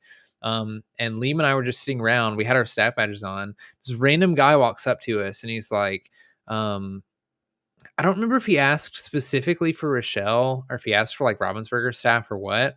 He was like asking for somebody. Oh no, they were asking if we knew somebody who could like make an announcement. And we were like, what's wrong? And they're like, Yeah. these staples are like killing me. Like I keep punching my hand into these staples into the in the table. And that's not the only person that I heard that from Okay. after Atlanta. I heard it was But actually like what announcement did they they want they to make? they wanted they just wanted us to like make an announcement to the room that was like, "Hey, don't stick yourself. There's staples Okay. sticking out of the tables." Yeah. That Well, I don't think that announcement ever was made, but no, and I guess people very quickly learn do it once, don't you? You very yeah. quickly learn. BF Doxys is here for a regular attendee for side events. What are your thoughts on charging for entry and then charging for every side event? The side events did seem a little expensive, to be honest with you. I think any side events that use packs you should pay for the packs. Like I think that's Yeah, relatively fair. I But agree. yeah, like constructed tournaments were like I 20 don't something remember bucks what to they play in, were. I guess, and that seems a lot, really, when the pricing is just sort of tickets towards the wall. It I don't seems know. expensive, but then, like and I didn't know because I wasn't playing, so I wasn't paying attention to it, but, Mhm. like, what I basically heard coming out of Atlanta was side events were free it was free money, like, you Yeah. show up, Yeah. you get a couple tickets, you go get a Rapunzel or a Cinderella promo, and you just gained, a couple $100 on Yeah. what you spent to enter If the you actual if events. well in the event. Yeah, well, see, I also heard they were having a bit of a problem where people were signing up for an event and then immediately dropping the event because they doubled the participation tickets on the second Uh-huh. day because Melee sort of Mhm. pooped its pants. And I think they had to do a lot of stuff manually, but uh, yeah, But I don't know. again, it's this kind of difficult, keep the barrier to entry low and let people play, but also give them stuff that's cool. You'll And people will just game the system, like even then, like it feels like you're on a linear scale where the more accessible you make something like the prize wall and the promos, Mhm. the less desirable they're going to be Yeah, because you're always going to have like I mean there were 2,000 people in Atlanta and only mhm. 64 of them played in the second day. And Yeah. so all the other really competitive people that were there to play are going to the side events day 2 and they're playing their hardest for whatever prizes they can walk out of Mhm. after day 2. And so you're still getting people competing at high levels, even in the side events, to earn tickets. So if you make tickets super accessible for people who don't do well, then competitive players have an abundance of tickets they can spend, and they get the more of something. And I think I said last week I was quite surprised that they didn't just run another tournament on the second Sunday, tournament. But now thinking about it, so okay, so you do okay on day one, but don't make cut.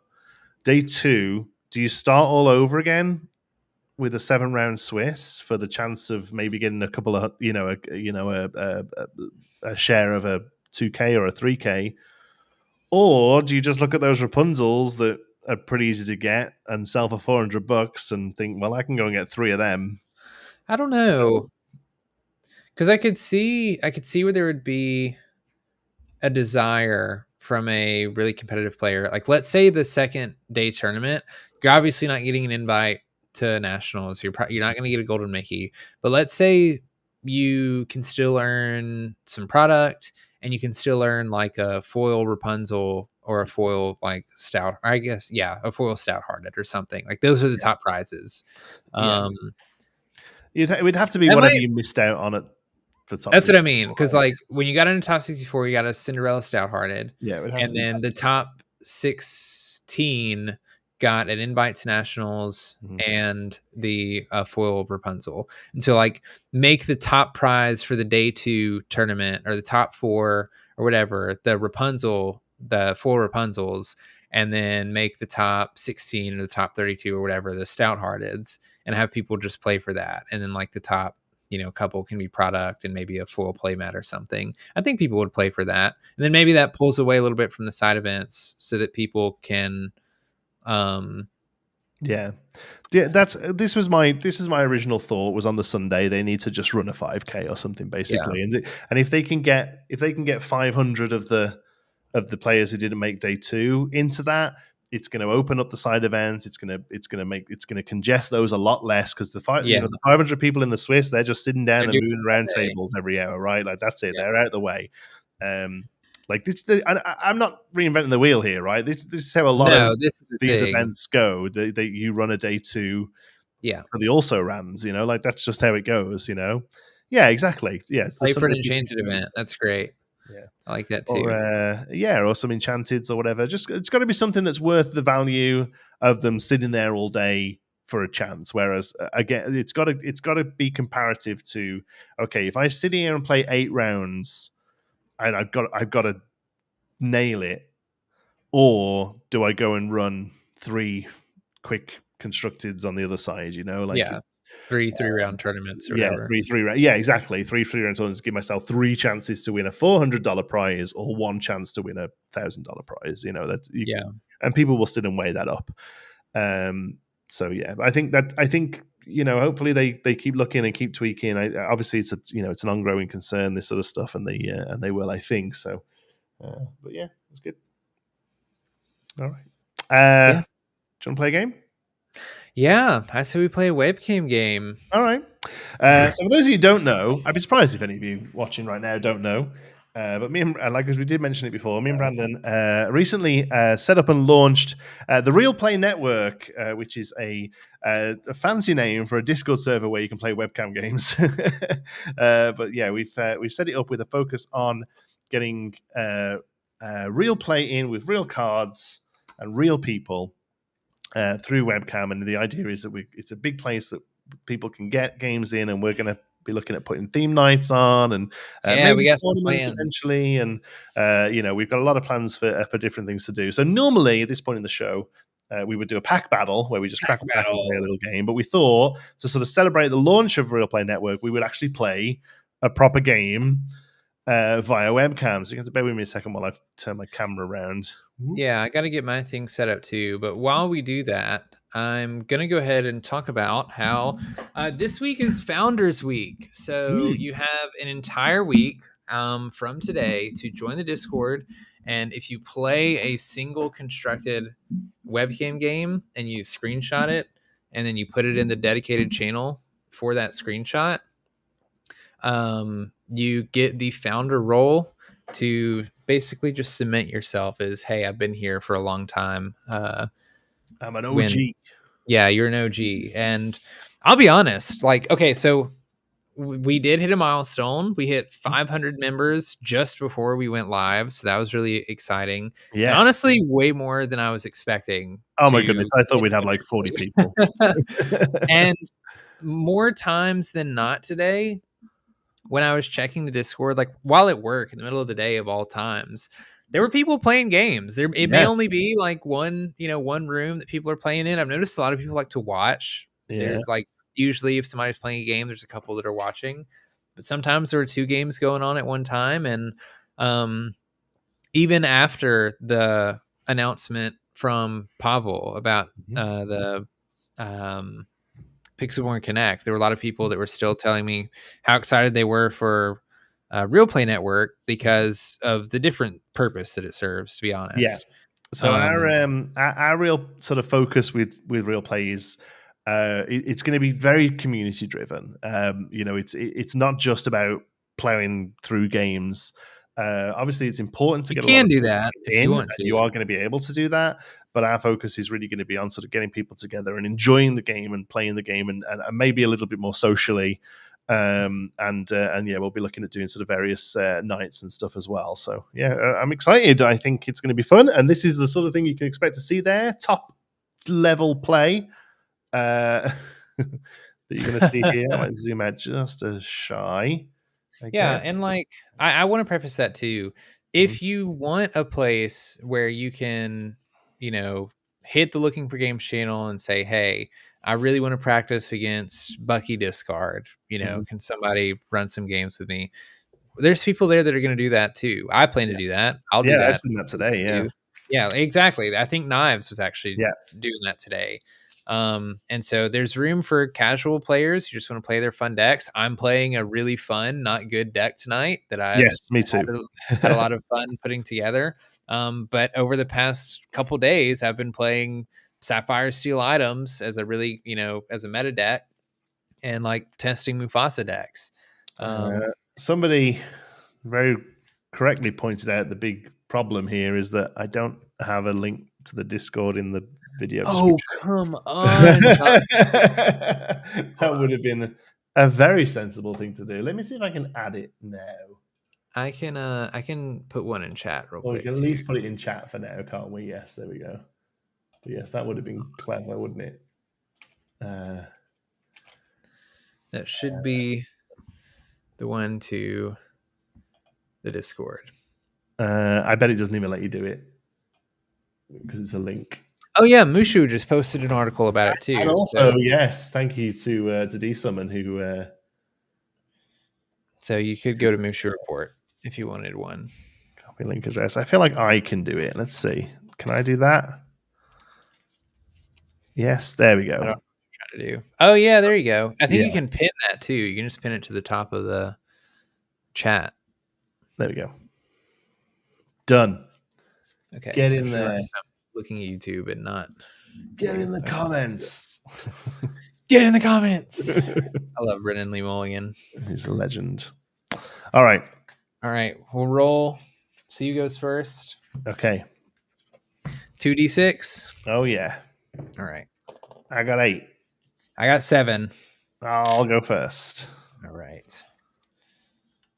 1, 2, 3, 4, 5, 6, 7. Joe, I would turn on my face cam. I normally do with OBS, but my computer just shut down last night when I tried to do that. I tried to set up both before and it was not happening. So I'm sorry, I'm not going to be able to do this. I'm going to get rid of 1. Get rid of these. 2. Probably get rid of this. Wait. I'm going to put back 3. I'm going to put back 2.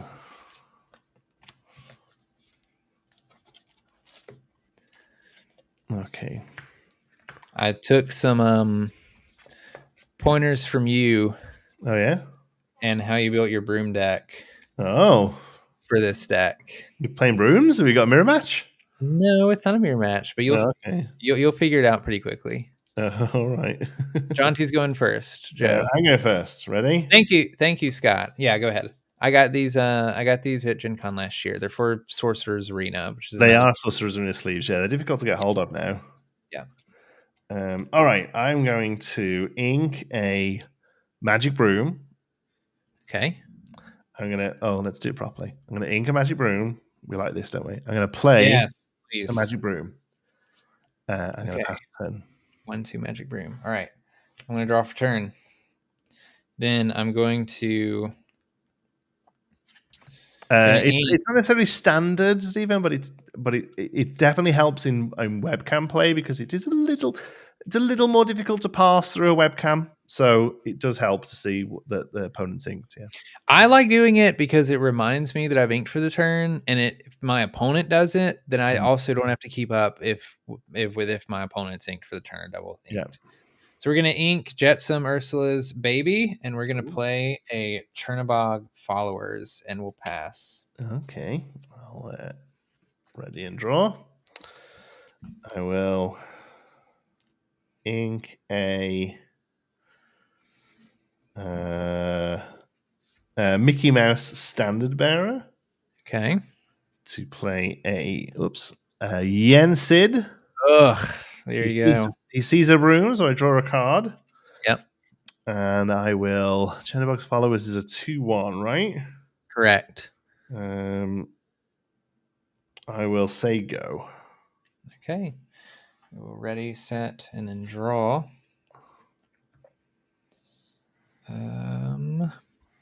What's he in Sid? A 1/3? He's a 1/3. Okay. We want to. We're gonna ink play match recreated. Eels versus Brooms. It might be another Jetsam Ursula Spy. Oh. And we're gonna play the Sea Witch herself. Ursula. Oh, okay. I have no idea what she does. She's a 1/3. She has Challenger +2. Oh, there we go. I probably should have done this first. We're gonna quest, and we're gonna banish the Chernobog's Followers, and we'll draw a card. Oh, okay. And then we'll pass the turn. All right. Ready, set, draw. Okay. Let's. I don't really want to get rid of that, but we're going to have to get rid of a Yensid, I suppose. Ooh, I like that. It does mean I get to play a Magic Broom. Okay. Lively Sweeper. He's just a 2/4, just a vanilla. Yeah. But it does mean that Yensid now quests for 3. And I will say go. All right. We're going to ready, set, draw. Then I think we want to. I don't really want to do that. What does that look like? Oh, that's no good. Oh, that is no good. What is this? I might have to. This feels really bad, but we're gonna ink a Ursula Deceiver, and we're gonna play an Ursula Deceiver of All. Oh my goodness! And then we're gonna use Ursula to challenge the Yensid. Okay. And that should banish him. She's a 3. Oh, she's challenging. You literally just read that. Yes. And then I'll take 1 damage, and we'll pass. All right. Ready. Oh, we can go down there. Draw. Okay. We're gonna annoyingly can't get rid of the Deceiver of All. Not looking forward to what she could sing, although it's most likely going to be Friends, so that's not the worst. So Ursula's a 1/3, Challenger 2. Correct. Okay. Okay, this broom is going to sing Let the Storm Rage On onto her then. Okay. And I'll draw. She will be banished. I'm going to ink a Magic Broom. Okay. There's a lot of them in here. And I'll play a Bruno Madrigal. I knew Bruno was coming. Bruno Madrigal. For those of you who don't know, he's a 3/3 evasive with Exert to name a card. Reveal the top card of your deck. If it is the name card, it goes into my hand and I gain 3 lore. Otherwise, it just stays on the top. Let's see if he survives the turn. I can't. Yeah, he might get Mother Nose bested. We'll see. Go ahead. All right, we're gonna ready, set, and draw. We're gonna start by singing "Friends" on the other side. We'll draw 2, and then we will sing it again from the discard using Ursula's ability. You'll play it again. You don't sing it Play again. it again. There you go. I'm only saying it because I know Joe's watching and he'll correct Draw us. 2 more cards. Okay. Now we will ink a Flotsam, and I don't like this Bruno. So we're no! a Jetsam Ursula's Spy. He has evasive. My character's named Flotsam gain evasive. And he's a 3/4. He's a 3/3. 3/3. Okay. Yep. And then we will pass the turn. All right. Well, ready? Set, draw. Okay. Well, he's here to do one thing, even if he dies. Bruno is going to name Magic Broom. Ooh. Oh yeah. Feels we don't good. love that. For anybody that doesn't know, I played Jonti. Was it yesterday or the day before? A couple of days ago now, maybe. In Real Play Network, and he hit every broom that he called. I think, and you had no evasive answer as well. I'm pretty sure Bruno did it 4 times. Yeah, yeah. But it is what it is. It is. It just stays on the top of the deck. Okay. It just stays there, yeah. So we'll leave it there for now. We will ink a big sweeper. We will play a Mickey Mouse Wayward Sorcerer. Okay. And we will also ink to play a Magic Broom. That's the one that gains evasive.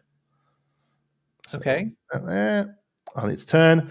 And then these are both going to go into Ursula. Okay. They'll each take 2 damage. Yeah. And so the one banishes, and this one has 2 on it. Okay.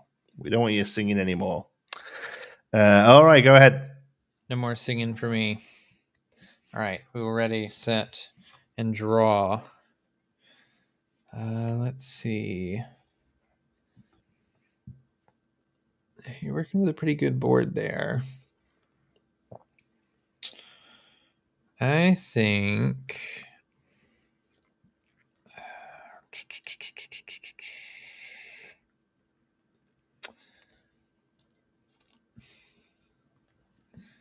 let's start with inking we're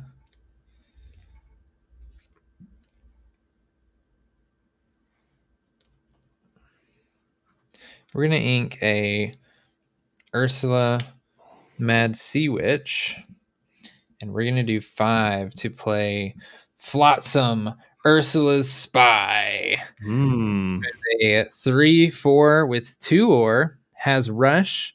My character's name Jetsam get rush, and Flotsam has evasive because of this Jetsam. So we're gonna rush the Flotsam into the Bruno, and he survives. And then, yeah, he has 3. There we go. And then, what's that Magic Broom? 2/4. 2/4. With 1 lore, only has 2 left. Your other broom has evasive on your turn. Then, oh, this is risky.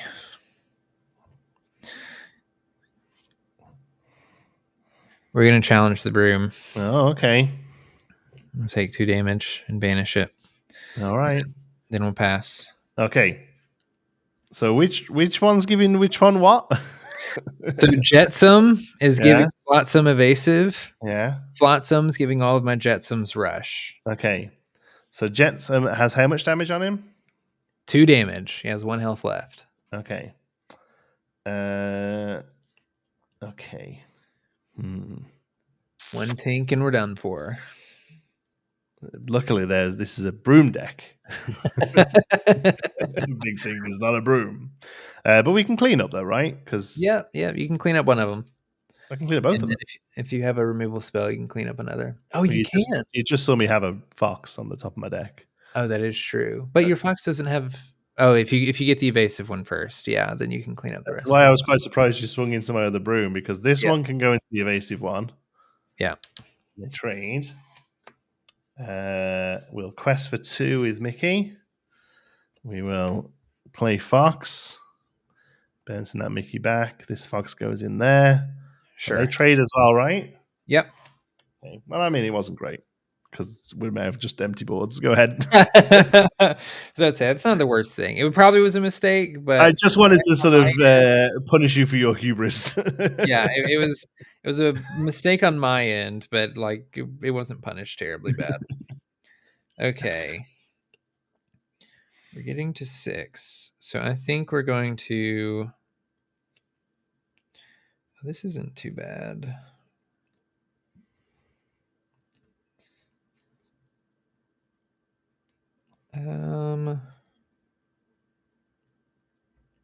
Okay. We are going to ink a Ursula Deceiver of All. And then we're going to play a Jetsam that gives my Flotsams ward. Okay. And we're also going to play a Flotsam that gives my Jetsams +3 strength. Oh, well, okay. And what are the lines on those?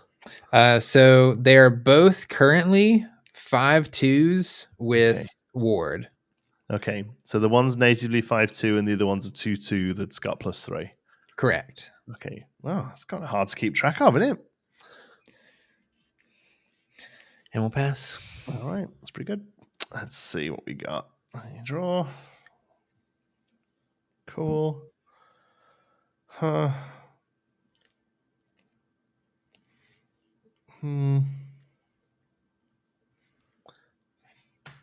Just gonna replay the Mickey. Oh, did you put your broom in your discard last turn? That was banished. Oh, yeah, I did. Yeah, it goes to your hand. Eh? Yeah. Which one was it? It was the evasive one. Yeah. Oh, well, thanks, chat. In that case, I'll play an evasive. There you go. All right. We will ready, set, and draw. Ooh, I like this. Okay. How do I want to do this?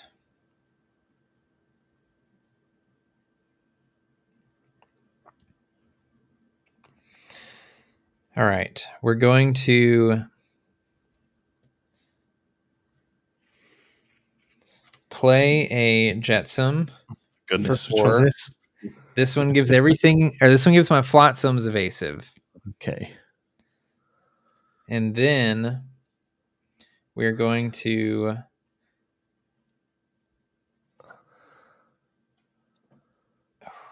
we're going to discard 2 cursed merfolks. Oh my goodness. And we're going to shift Flotsam and Jetsam onto my Flotsam. So he still has evasive and ward. Yeah. And then these are each. No, sorry, these aren't doing anything to each other. This one says ward. This one both has Jetsams, right? Yeah. So we're gonna quest for 2 with this, and then let's see.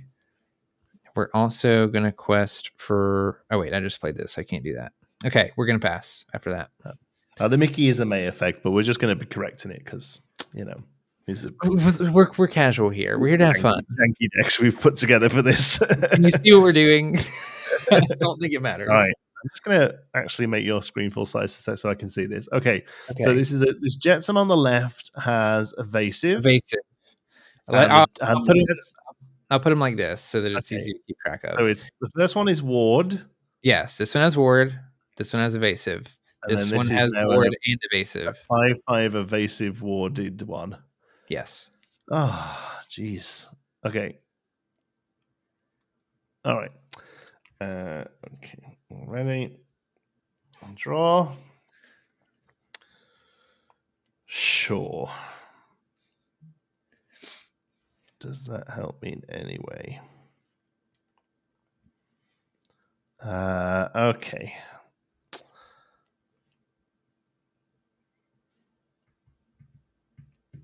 All right. Is it worth starting to chip in with this guy? You can just put it back in your hand if you. Yeah, that's what I'm thinking. Do we start and replay it again for one? I think we probably do. All right. I have another Bruno. Okay. So he's going to come down, and then we'll get 2 on that. 2 damage on this guy. Back to hand and just replay it.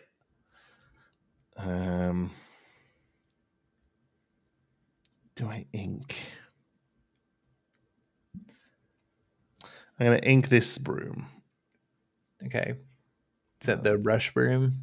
No, I wouldn't be. The location broom? This is the one that's bigger at locations, yeah. Okay. I don't think it's worth questing for 2 here. I think the value of the Mickey making the brooms cheaper is better. So I'll say go. Okay. I just hope that Bruno can keep me ahead on lore. Ready, set, draw.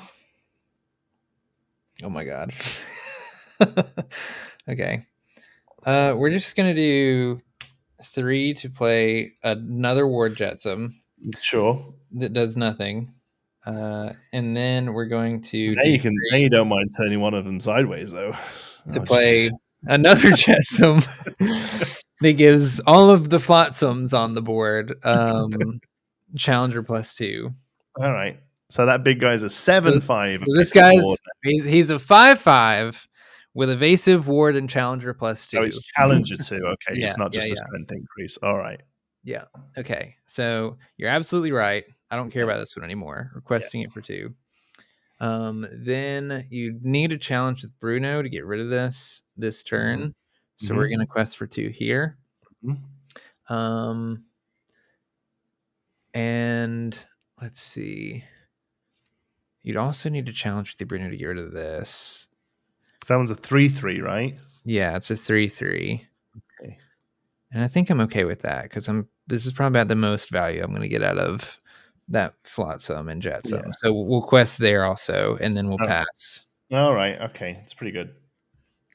Okay. I love how we're building a new meta right here in front of everyone. Oh, wow. Okay. Oh man, it's okay. So the big guy has got 3 on him. The big guy has 2 damage on him. 2 damage. Yeah, from the evasive broom. And so he's got 3 left, and then the other evasive is a 3/3. Right. Wow. Okay. All right. Oh man, do we just go for Bruno?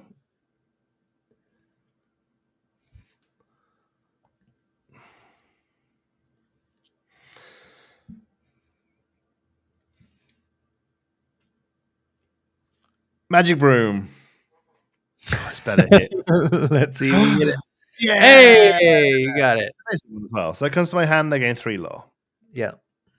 All right. So how does that help me? We're gonna play that broom for double one. Evasive broom. Double evasive brooms. Then we're going to play Mickey Mouse Playful. Ooh. Okay. Doing 2 damage to. You can only choose one of these. Yeah, the evasive. The evasive one? Yeah. 2 damage. Okay. Then we're going to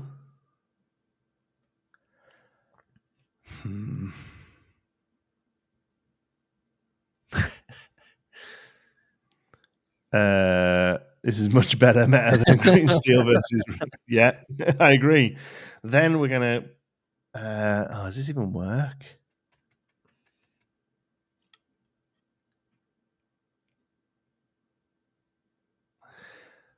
Okay, this guy's gonna go into the one warded one. Okay. That's just a 2/2, right? Yep, just a 2/2. So it takes 2 back. And then how much is on the evasive giver? 2 damage is on the evasive giver. Okay, so then this Mickey is gonna sing Let the Storm Rage on. Onto the evasive one. Yeah. Okay. All right. No longer has evasive. Okay. For now. All right, go ahead. Okay. We will ready, set, draw. Oh, you gotta be kidding me. Okay.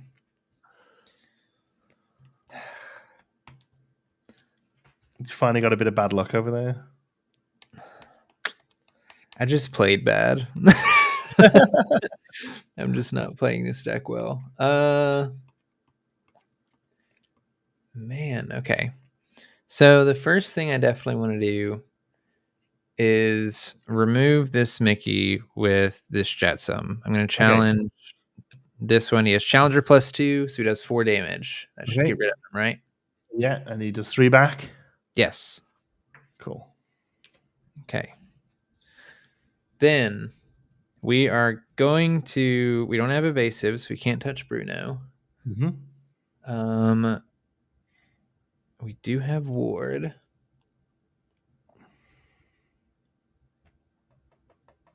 And we have 2 damage on us currently. So I think if we challenge that broom, it doesn't go back to hand. Anymore. We take the 2, and then you challenge with your broom, or you can't use removal on it. Brooms v eels, I love it. You're probably just gonna beat me in the race, though, is the problem.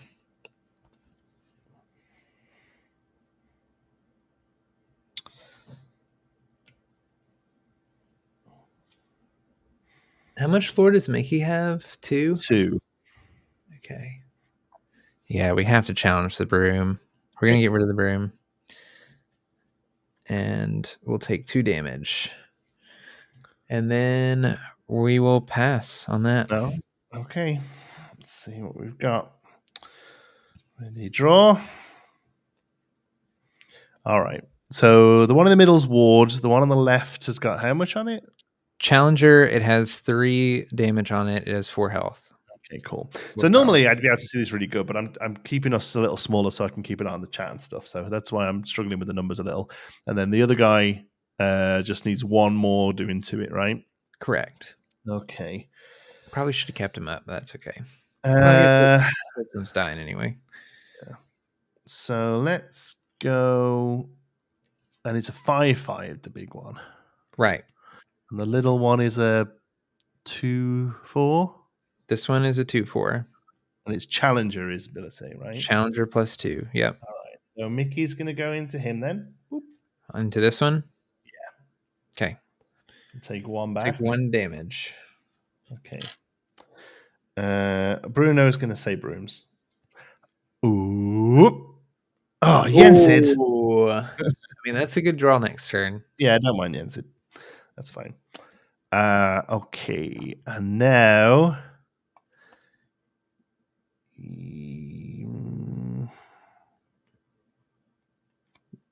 Yeah, this has to finish off the big one, I think. Yeah, you do. Okay. Then we will play nothing because he's got ward. Yep. Okay. Wow, do I not play anything this turn? I didn't play anything last turn. I play the rush guy. Ugh. Even though he doesn't have anything to rush into. I hate and that. I'm going to shuffle. Oh, no, I'm going to shuffle Yensid. What am I gaining from shuffling in? Oh yeah, you would shuffle your Yensid off the top. 4. I am not going to use his ability. Okay. Just going to get him out there. Go ahead. All right. We will draw for turn.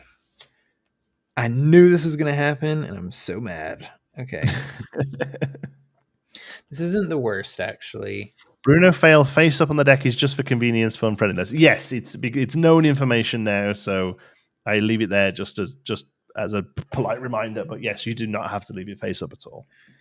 All right. We're going to play Flotsam Ursula's Baby. And he has the ability that says, when this character is banished in a challenge, return this card to your hand. And my character's name Jetsam gain that same thing. Yeah. So this Jetsam now has when banished. Yeah. Throw that water into Mickey to do 1 to it. Yep. We're doing 1 damage to Mickey. And okay. We're going to bounce Jetsam back to the hand. And then we're going to replay Jetsam. Okay. Are you top decking now? I have 1 card in hand. Okay. And we'll pass. All right. I'm going to give my Yensid.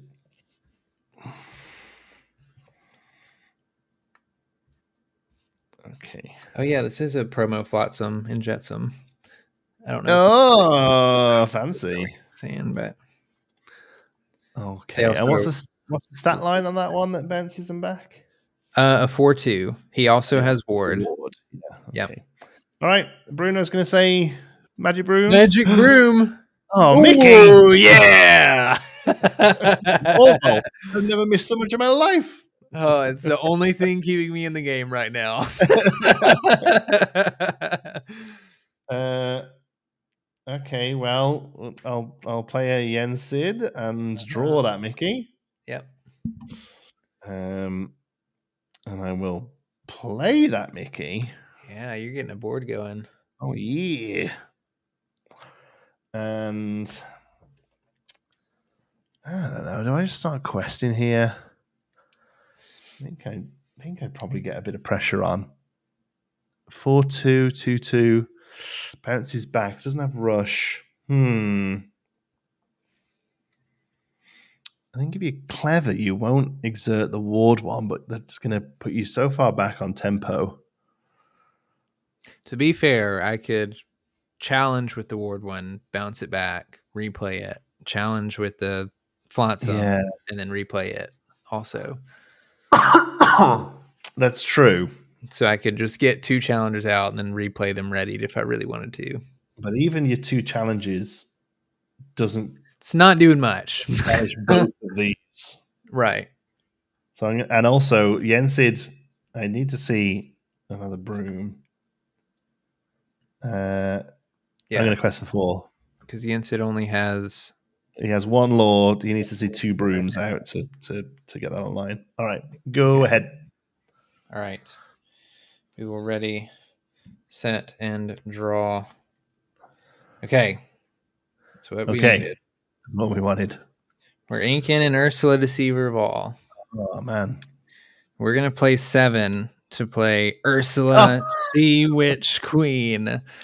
Whenever she quests, I can exert a character, and then our other characters can't sing songs. Okay. So at least you can't sing songs to get rid of me. At least I can't sing songs to hit your 2 warded Flotsams. Yes. And her stat line is a 5/7. It's a 4/7. 4/7. Yeah. Okay. But Mickey is what's his stats? He's 3/4 with resist 1 and 2 damage on him. Okay, so I need to deal 3 damage to get rid of him, right? Yep. Okay. Or I can deal 4 damage to the Rush Broom. They both have 2 lore. Correct? Yep. Okay. We are going to use Flotsam to challenge and banish the broom. Okay. It'll deal 4 to the broom, deals 4 back. Flotsam goes back to my hand. Mm-hmm. And then we will pass on that. All right. Okay.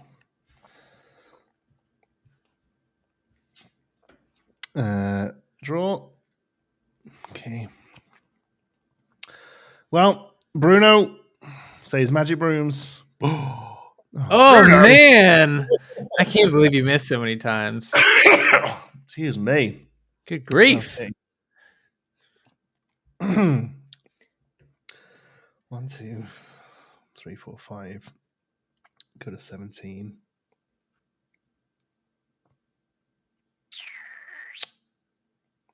I mean, then you just win on the broom next turn, right?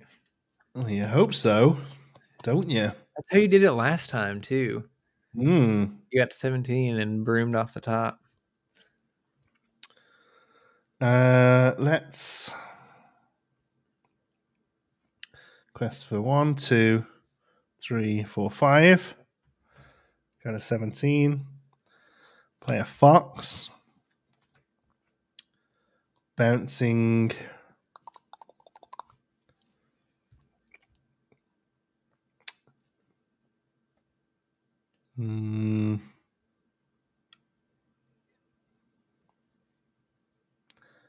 Yensid.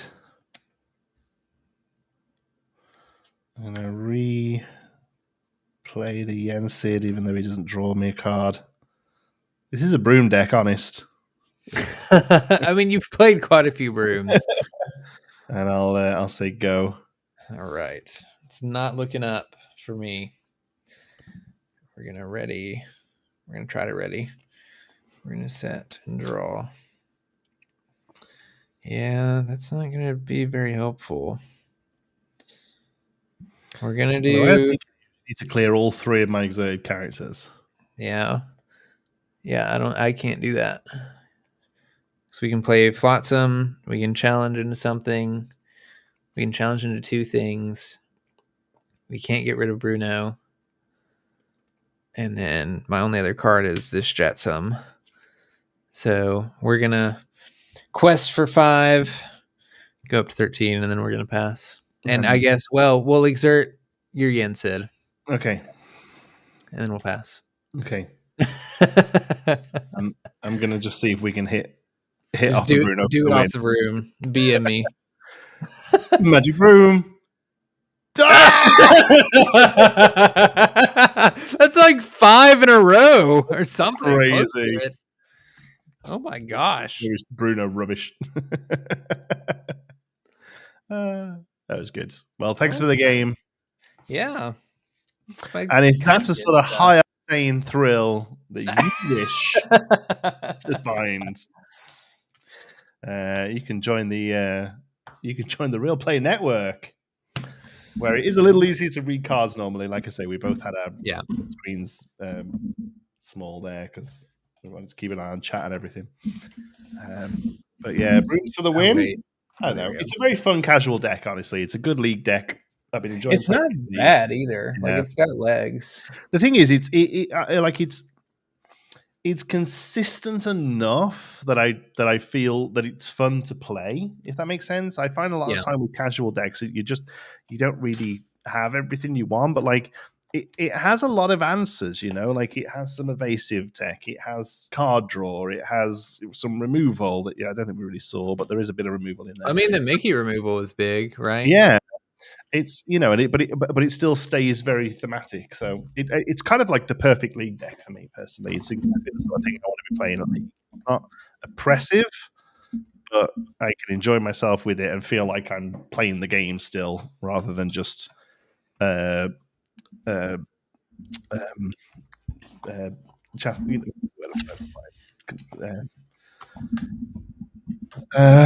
the word? I don't know. I want to say castrated myself, but I don't mean castrated. I still feel like I'm having fun and playing the game without sort of penalizing myself just to be casual. Yeah. Oh yeah. I see what you're saying. It's doing what I want it to do. There we go. So yeah, you can come on over. We do that all the time over on Real Play Network. That's the only deck I've got built for set for at the minute. So I know every time you ask me to play, you're like, I'm just playing brooms. I got brooms. Yeah, I have 3 decks built now. I did that one to be just a bit more casual. Have a casual deck to play because I find sometimes people want to play against different stuff in Real Play Network when they ask for it. Some people are trying to play against meta decks, and I have a couple of those built, and then some people Or honestly, there's a couple people that have voiced like being nervous to even play against people just because they think they're like good players in general. So I have a pretty casual, not amazing deck sleeved up. That's fun. I enjoyed playing it. I thought I wanted to play the Flotsam Jetsam thing for a while. Looked at the Again, kind of has some answers for it stuff. it yeah, it kind of did stuff, right? Yeah, Like it's you find a difficult. couple of them. I spent way too much of my uh like brain knowledge, I spent way too much just working out, okay, so which one of these have I got to get rid of in which order. Like Yeah, even that, like there's something to be said about that, yeah, like making me have to keep thinking through that. yeah. And I think if he hadn't have been greedy and got rid of that 2/4, it Yeah, could have yeah, gone I very shouldn't have done differently. that. I Yeah. definitely shouldn't have done that. I didn't even think about, like, you just banish the evasive one, and then you can challenge with the other Yeah. stuff. But having to figure out which order to do it in was good fun, actually. It was a nice little Yeah. challenge. And, like, the deck like, I could optimize the deck more if I wanted to. I didn't go full, like, I just add every card that has a broom on it, into the deck. Like, Yeah. I'm running 4 rabbits, I'm running 4 friends. I mean, Um I've done the same with this. Like, I took out. I've got it here. Look, there's this one, the 6-costed. Yeah, yeah. This is possibly one of the worst cards in the game. This is ridiculous. A 6-costed uninkable 3/3 with a caveated ability. Oh, yeah, if you have a That isn't. sorcerer. If you have a sorcerer in play, you may exert chosen opposing character. But like even that wouldn't have helped in this game because the things I wanted to exert was the stuff that had ward. Yeah, So like it wouldn't have mattered anyway. yeah. So this is just awful. So this has come out, and yeah, I'm running foxes because I still think it's the best amethyst card in the game. Yeah, it's pretty Um, good. and and then like a little bit of steel removal. Yeah, but the problem is, it's like every time you think, oh well, actually this would be better if it was something else, then it stops being a broom deck then and just becomes Exactly, amethyst yeah. steel. And I want to keep it as a broom deck, And Bruno's just good fun. I like that. Bruno's really fun. It's Yeah. pretty good in the deck. Like it's Yeah. honestly the win condition, I think, for most Yeah. of the time. Nah, and then just a lot of two lore questers as well. You can just sort of go a little bit wider and quest out. So yeah, it was good fun. Yeah. I like Flotsam and Jetsam. I kind of want to play it again. Yeah, But it was kind of fun. I'm not gonna lie. I think that's all we got time for anyway. Look, because normally we just squeeze a little pack battle in between what we're talking about, but we kind of wanted to finish on that with it being the Real Play Network launch. So yeah, head over there if you haven't already. Try and get yourselves some games in. I'm currently working on some guides for like getting your webcams set up. Using your phone as webcams.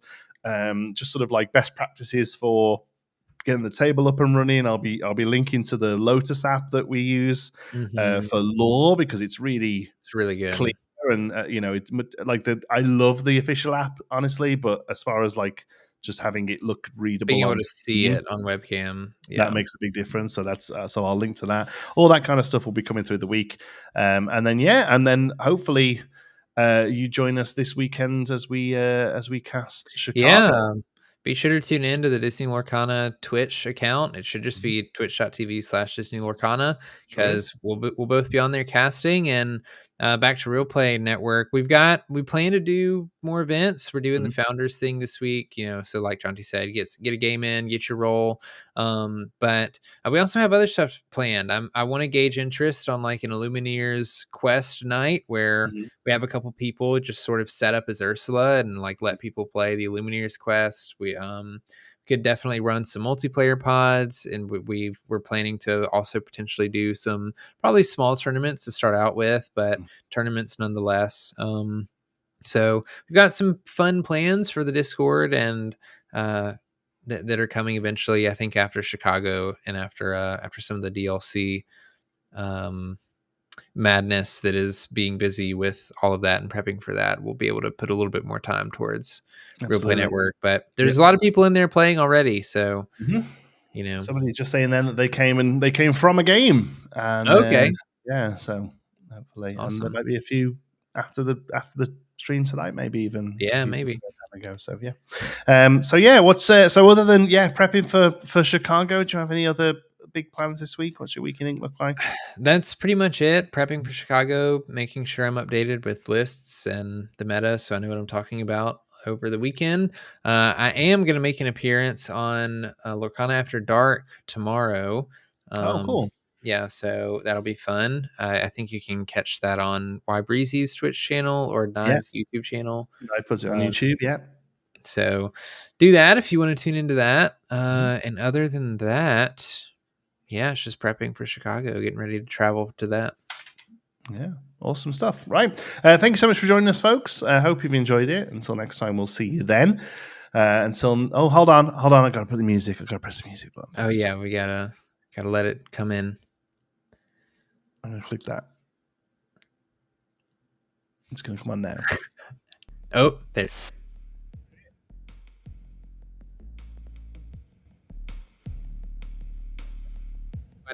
Next Week in Ink. Okay, there you go. That was This Week in Ink.